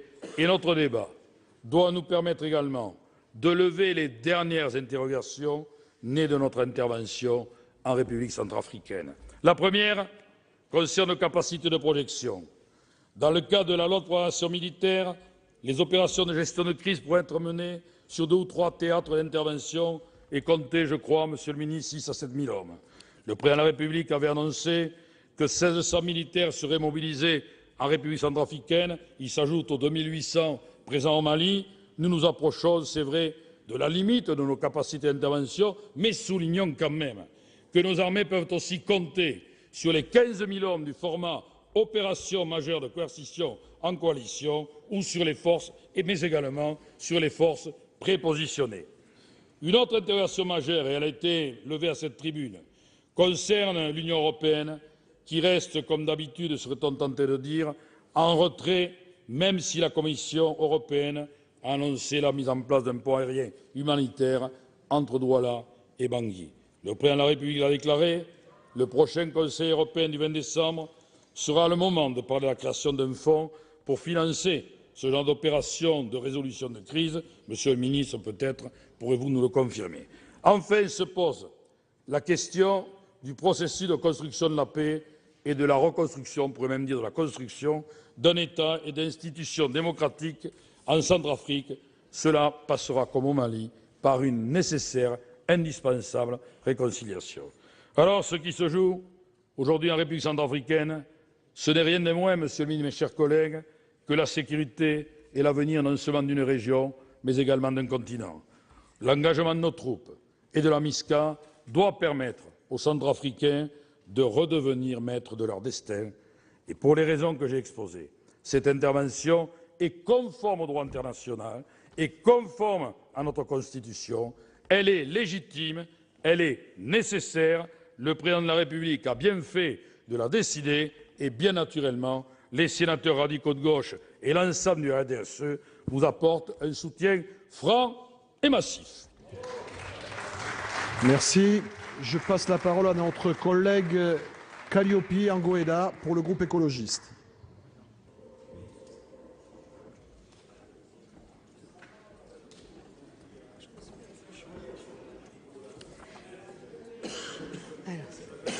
Monsieur le Président, Monsieur le ministre de la Défense, Mesdames et Messieurs le ministre, mes chers collègues, Monsieur le Président de la Commission des Affaires étrangères, de la Défense, des Forces armées, mes chers collègues, nous sommes aujourd'hui réunis en application de l'article 35, alinéa 2 de la Constitution. Je tiens, si vous me le permettez, à titre liminaire, à rappeler la position des écologistes qui aspirent concernant cette intervention en Centrafrique et d'une façon générale s'agissant des interventions de nos forces à l'étranger, à rappeler à ce que nos débats puissent être suivis d'un vote de nos 2 assemblées. En l'espèce, le Conseil de sécurité de l'ONU a autorisé jeudi le déploiement de la mission internationale de soutien à la Centrafrique sous conduite africaine, MISCA, pour une période de 12 mois. En adoptant à l'unanimité de ses 15 membres la résolution 21-27, le Conseil a confié un mandat en plusieurs volets à cette mission. appuyé par des forces françaises autorisées à, je cite, « prendre temporairement toutes mesures nécessaires », la MISCA est notamment chargée de contribuer à protéger les civils et rétablir la sécurité et l'ordre public, à stabiliser le pays et à créer les conditions propices à la fourniture d'une aide humanitaire aux populations qui en ont besoin. Avant de revenir plus en détail sur les diverses dispositions de cette résolution onusienne et sur la place centrale qui doit être donnée aux forces africaines dans cette opération, il me semble important de rappeler le drame qui se vit depuis déjà trop longtemps en République centrafricaine. Depuis la prise de Bangui au printemps dernier par la Séléka, la RCA est le théâtre de pillages, d'exactions, de violences atroces à l'égard de la population civile. La situation dramatique qui touche le pays s'est aggravée ces dernières semaines, plongeant la Centrafrique dans des violences meurtrières, ayant entraîné près de 400 morts jeudi et vendredi à Bangui. La Croix-Rouge centrafricaine ramassait toujours samedi des dizaines de cadavres abandonnés depuis les violents affrontements des jours précédents, suivis de tueries à l'arme à feu ou à la machette. Des centaines de blessés étaient également comptabilisés par Médecins sans frontières. Des violences sexuelles faites aux femmes se sont aussi multipliées, tandis que des enfants ont été enrôlés comme soldats depuis plusieurs semaines. Face à cette situation inacceptable, il était urgent de réagir. Les écologistes tiennent ici à réaffirmer que la capacité des pays africains à assurer eux-mêmes leur sécurité est un objectif qui requiert le soutien international et particulièrement européen. Si nous saluons le soutien logistique annoncé par plusieurs États européens au profit de la MISCA et l'annonce de 50 millions d'euros de l'Union européenne à la demande de l'Union africaine, toujours au profit de la MISCA, nous regrettons que la France soit à nouveau seule à intervenir dans le cadre du soutien à cette opération. L'urgence humanitaire et sécuritaire requiert un soutien collectif de nos partenaires européens afin de protéger la population centrafricaine, rétablir la sécurité et la stabilité du pays. Au-delà, et c'est l'essentiel selon moi, cette opération en Centrafrique doit reposer sur l'engagement des forces africaines et de leur nécessaire implication ainsi que de celle de l'Union africaine. Je salue à ce sujet le fait que lors des travaux du sommet de l'Élysée pour la paix et la sécurité en Afrique, les chefs d'État et de gouvernement aient appelé à une réforme du Conseil de sécurité des Nations unies permettant de renforcer la place de l'Afrique dans le cadre d'un Conseil élargi. Avec eux, je me réjouis également des avancées importantes réalisées par l'Union africaine, les communautés économiques régionales et les États africains dans la mise en œuvre d'opérations de paix comme au Mali, en République centrafricaine, en Somalie, en Guinée-Bissau, au Burundi, au Soudan, en particulier au Darfour, aux Comores. Ces initiatives apportent des solutions africaines aux problèmes africains et doivent être soutenues par la communauté internationale. Je citais. Les sénatrices et sénateurs écologistes réaffirment donc aussi l'importance de développer les capacités africaines de réaction aux crises et saluent l'engagement de la France lors de ce sommet à soutenir les efforts de l'Union africaine pour parvenir à une pleine capacité opérationnelle de la force africaine en attente et de sa capacité de déploiement rapide à l'horizon 2015, ainsi que la capacité africaine de réponse immédiate aux crises, CARIC, telle que décidée par le sommet de l'Union africaine en mai 2013. Par ailleurs, il me semble important de rappeler que par la résolution 2127, le Conseil de sécurité prie le secrétaire général de l'ONU de créer un fonds d'affectation spéciale auquel les membres et organisations internationales, régionales et sous-régionales pourront verser des contributions financières à la mission. La résolution lui demande également de créer rapidement une commission d'enquête internationale pour une période initiale pour une période initiale d'1 an, chargée d'enquêter sur les violations du droit international humanitaire et du droit international des droits de l'homme qui auraient été perpétrées en Centrafrique par quelque parti que ce soit depuis le 1er janvier 2013. Les signalements de violences, y compris de violences interconfessionnelles ou intercommunautaires, n'ayant cessé de se multiplier au cours de l'année écoulée. Je soulignerai enfin que la résolution instaure aussi, pour une période initiale d'1 an, un embargo pour empêcher la fourniture, la vente ou le transfert en RCA d'armements et de matériel connexe de tout type. Un comité des sanctions sera chargé en particulier de veiller au respect par tous les États membres du dit embargo. Les écologistes seront particulièrement attentifs à ces 2 derniers points. Cet engagement des forces françaises en Centrafrique en soutien à la MISCA sous mandat de l'ONU et à la demande du gouvernement centrafricain, de la société civile, de RCA et des États voisins est donc une étape nécessaire en vue d'éviter une catastrophe humanitaire. Cependant, nous devons tous et toutes prendre la pleine mesure de la complexité de la situation géopolitique en République centrafricaine. Le mauvais état des routes et des pistes, la diversité des groupes armés, rejoints par des brigands, bandits de grands chemins et groupuscules crapuleux sur fond de conflits interreligieux, rendent extrêmement compliquée la tâche de la MISCA et de nos forces armées. Il est dès lors difficile de déterminer de façon précise qui agit, d'autant que nous sommes face à plusieurs groupes armés évanescents qui risquent de se reconstituer aussi vite qu'ils seront dissous. Il s'agit donc de ne pas tomber dans l'écueil d'une vision binaire, Séléka contre anti-Balaka ou musulmans contre chrétiens, là où la situation est beaucoup plus complexe.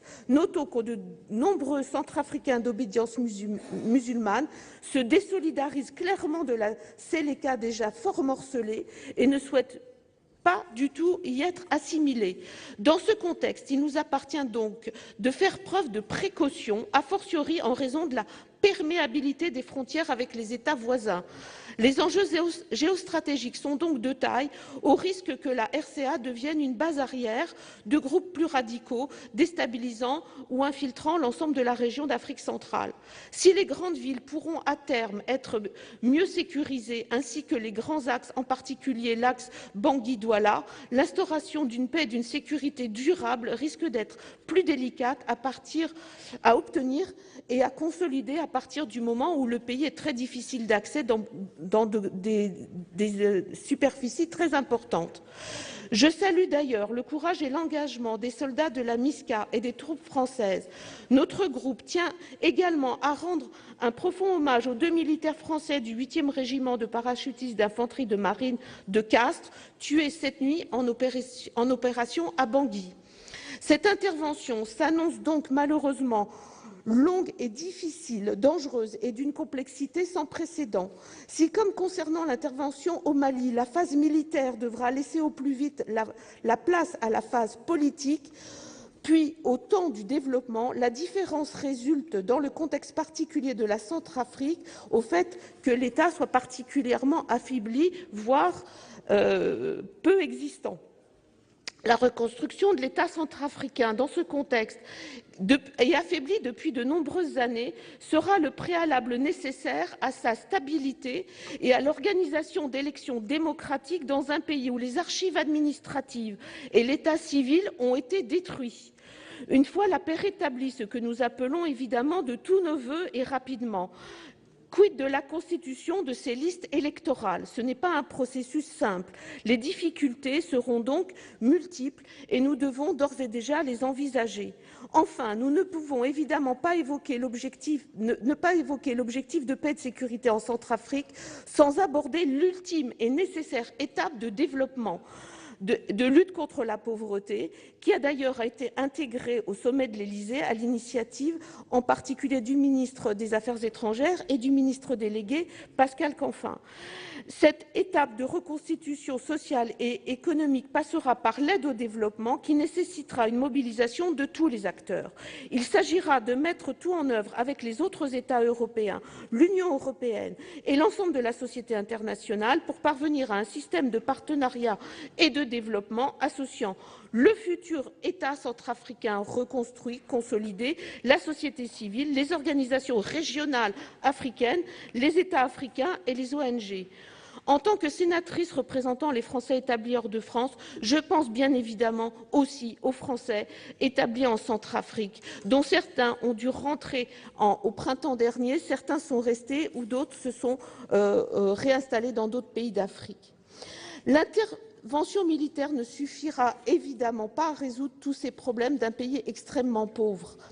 Je conclurai en citant Vassilis Alexakis, qui est un écrivain amoureux de Bangui et d'origine franco-grecque, qui, dans son ouvrage intitulé « Les mots étrangers », disait en quête d'une langue inconnue, le sango pour lui, et c'est justement ce qui l'intéressait d'apprendre, à travers cet apprentissage d'une langue rare avec laquelle il n'avait pas de lien, l'auteur décide d'un voyage à Bangui et il écrit « La mort aussi se lève de bonne heure à Bangui.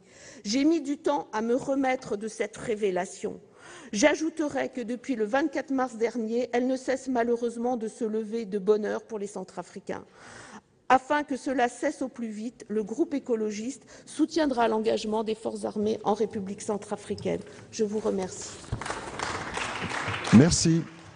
Je passe la parole à Jean-Louis Carrère, président de la Commission des Affaires étrangères, de la Défense et des Forces armées. Merci beaucoup, Monsieur le Président. Merci.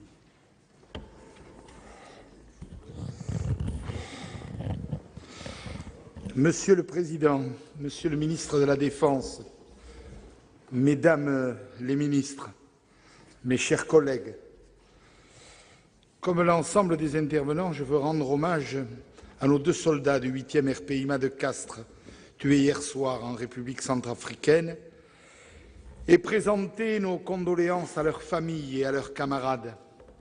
Ces morts pour la France, mes chers collègues, pour la paix et la sécurité internationale, viennent nous rappeler l'abnégation nécessaire au métier militaire, puisqu'il implique l'acceptation du sacrifice de sa vie. Nous exprimons ici notre peine profonde et notre solidarité sans faille avec nos troupes. Comme au Mali, en 2012, notre pays se trouve en pointe en République centrafricaine. Devant la dégradation insupportable de la situation humanitaire, l'alerte a été donnée par le président de la République lors de son discours devant l'Assemblée générale de l'ONU dès le 24 septembre dernier. Il a fallu 2 résolutions du Conseil de sécurité et 2 mois et demi de négociations pendant lesquels les massacres se sont perpétrés et la dimension confessionnelle des affrontements a quelquefois pris le dessus. L'adoption rapide de la résolution jeudi dernier ne doit pas nous faire oublier les difficultés de sa négociation. Celles-ci me permettent d'ailleurs une nouvelle fois de saluer l'extrême compétence de notre diplomatie qui a su rassembler et convaincre. Ce sont à présent nos soldats qui sont sur le terrain et nous leur redisons toute la confiance et l'estime de notre Commission et du Sénat, Monsieur le Président, tout entier, pour leur dévouement et l'extraordinaire professionnalisme dont ils font preuve dans des conditions et un milieu particulièrement difficiles. Ma première remarque porte sur la notion de responsabilité de protéger, qui est celle au premier chef des dirigeants, et en cas de défaillance de la communauté internationale tout entière, au travers de l'ONU, de son Conseil de sécurité, puisque, hors cas de légitime défense, c'est l'organisation qui a seule la légitimité de l'emploi de la coercition sous chapitre 7 de la Charte. Certains y opposent le principe de souveraineté des États, qui d'ailleurs est le fondement même de l'ONU. Je ne vois, quant à moi, aucune contradiction entre ces 2 notions. Du reste, l'utilisation de la force n'est que le stade ultime de la démarche d'application du principe de responsabilité de protéger. Mais la souveraineté, mes chers collègues, ne peut justifier qu'un gouvernement massacre sa population ou qu'il laisse se perpétrer des massacres quand l'État lui-même disparaît. Ceux qui prétendent que c'est au peuple de choisir leurs dirigeants et de les renvoyer le cas échéant feraient bien parfois de réfléchir aux exemples récents dont nous débattons aujourd'hui. Outre l'urgence humanitaire qui justifierait pour ma part, à elle seule notre action et qui est l'honneur de la France en République centrafricaine comme elle le fut en Libye, quelles sont nos motivations pour intervenir? J'en vois trois. La première est que nous ne voulons pas laisser la situation dégénérer avec un État qui n'a plus d'État que le nom et qui, par contagion, entraînerait une situation extrêmement difficile et dangereuse dans l'ensemble de la région. Si elle se poursuivait, cette déstabilisation de la Centrafrique serait de nature à compromettre la paix et la sécurité dans toute la région, d'avoir des conséquences extrêmement importantes sur les perspectives de développement de toute la zone et même du continent. Cette zone de non-droit attirerait à coup sûr un certain nombre de groupes terroristes et criminels dont elle deviendrait ou pourrait devenir le sanctuaire. Mes chers collègues, après l'Afghanistan, la Somalie, le Yémen et le Mali, cela aurait pu être le cas de la République centrafricaine. Les bandes armées de toute nature qu'il convient de désarmer, ce qui est une tâche extrêmement délicate, urgente et immense, par le désordre et l'insécurité qu'elles entretiennent, permettent de masquer la présence d'éléments terroristes comme ceux de Boko Haram ou de la LRA, l'armée de résistance du Seigneur évoquée par le président Rebsamen précédemment. Ces éléments terroristes sont des menaces directes contre les intérêts de l'Europe et du monde. Dans une autre zone, on le voit aussi dans les conséquences de la progression de la piraterie dans le golfe de Guinée, dont l'actualité demande à être éradiquée, sujet que nous étudierons en commission au cours de l'année 2014. J'ajoute que la dérive en conflit confessionnel doit impérativement être évitée et enrayée. C'est la troisième raison de l'intervention de la communauté internationale. Le rapport présenté le 18 décembre par le secrétaire général mettait en exergue le niveau alarmant de violence intercommunautaire et les affrontements confessionnels entre chrétiens et musulmans. Il soulignait le risque que les affrontements dégénèrent en conflits religieux et ethniques à l'échelle du pays, avec le risque d'aboutir à une spirale incontrôlable débouchant sur des atrocités. L'adoption des résolutions 21-21 et 21-27 montre que l'identification de ces menaces, déstabilisation régionale, risque de création d'un foyer de tous les trafics, dérive en conflits religieux, a été partagée par la communauté internationale. Je me félicite en particulier du soutien unanime des Africains eux-mêmes et de leurs organisations régionales, en tout premier lieu de l'Union africaine. Soutien qui devait être relevé par ceux qui, comme de nouveaux cabris, ajoutent le souvenir de la France-Afrique, que ce soit dans le débat politique intérieur ou chez certains de nos meilleurs alliés. La doctrine fixée par le président de la République est claire, pardon de le rappeler, pas d'ingérence politique, action à la demande et aux côtés des Africains et non en substitution. C'est une différence fondamentale de la Centrafrique. L'une des conclusions du sommet de l'Élysée a été de souligner l'importance de développer les capacités africaines de réaction aux crises, afin que le continent prenne en charge dès que possible sa propre sécurité.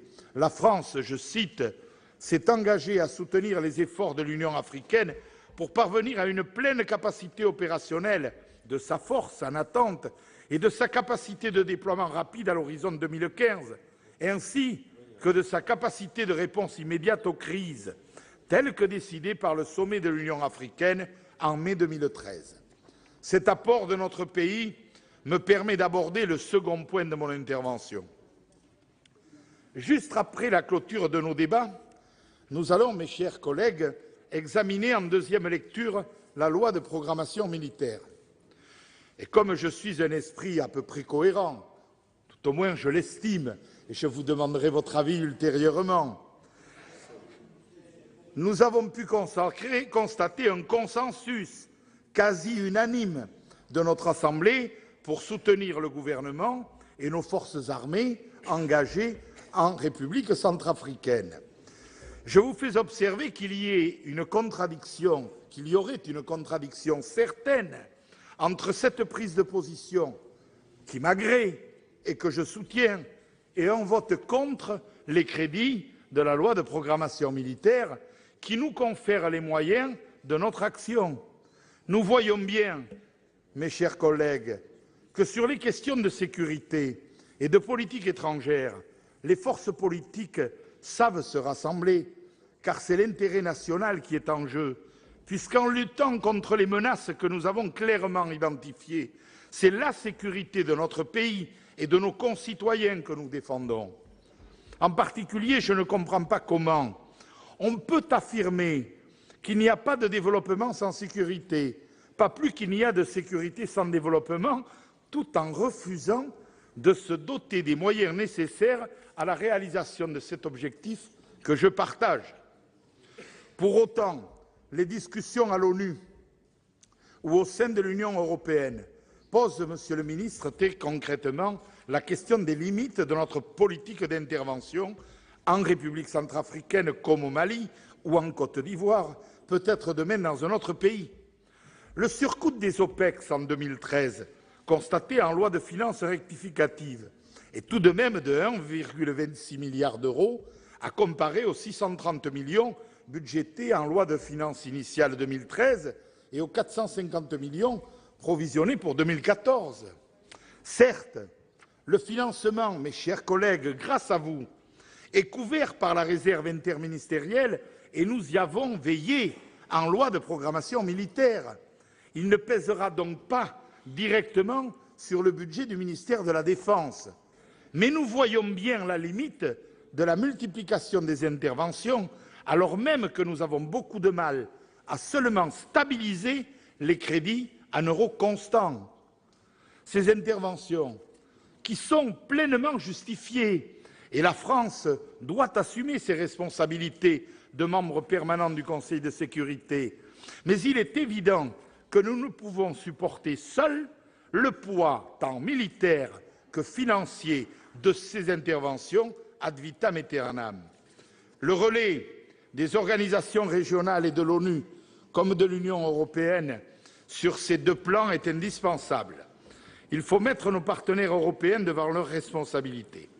Si les menaces de déstabilisation en Afrique concernent directement l'Europe, alors il faut en tirer les conséquences, autrement qu'en parole ou qu'en politique du carnet de chèques.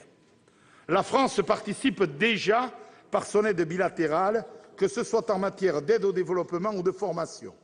À cela s'ajoutera la quote-part de notre pays à l'appui financier de l'Union.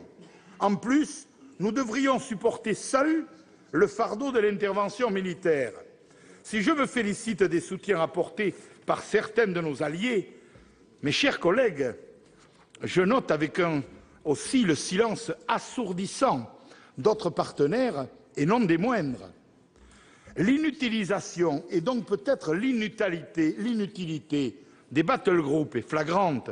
Nous ne pouvons être durablement les seuls à prendre nos responsabilités.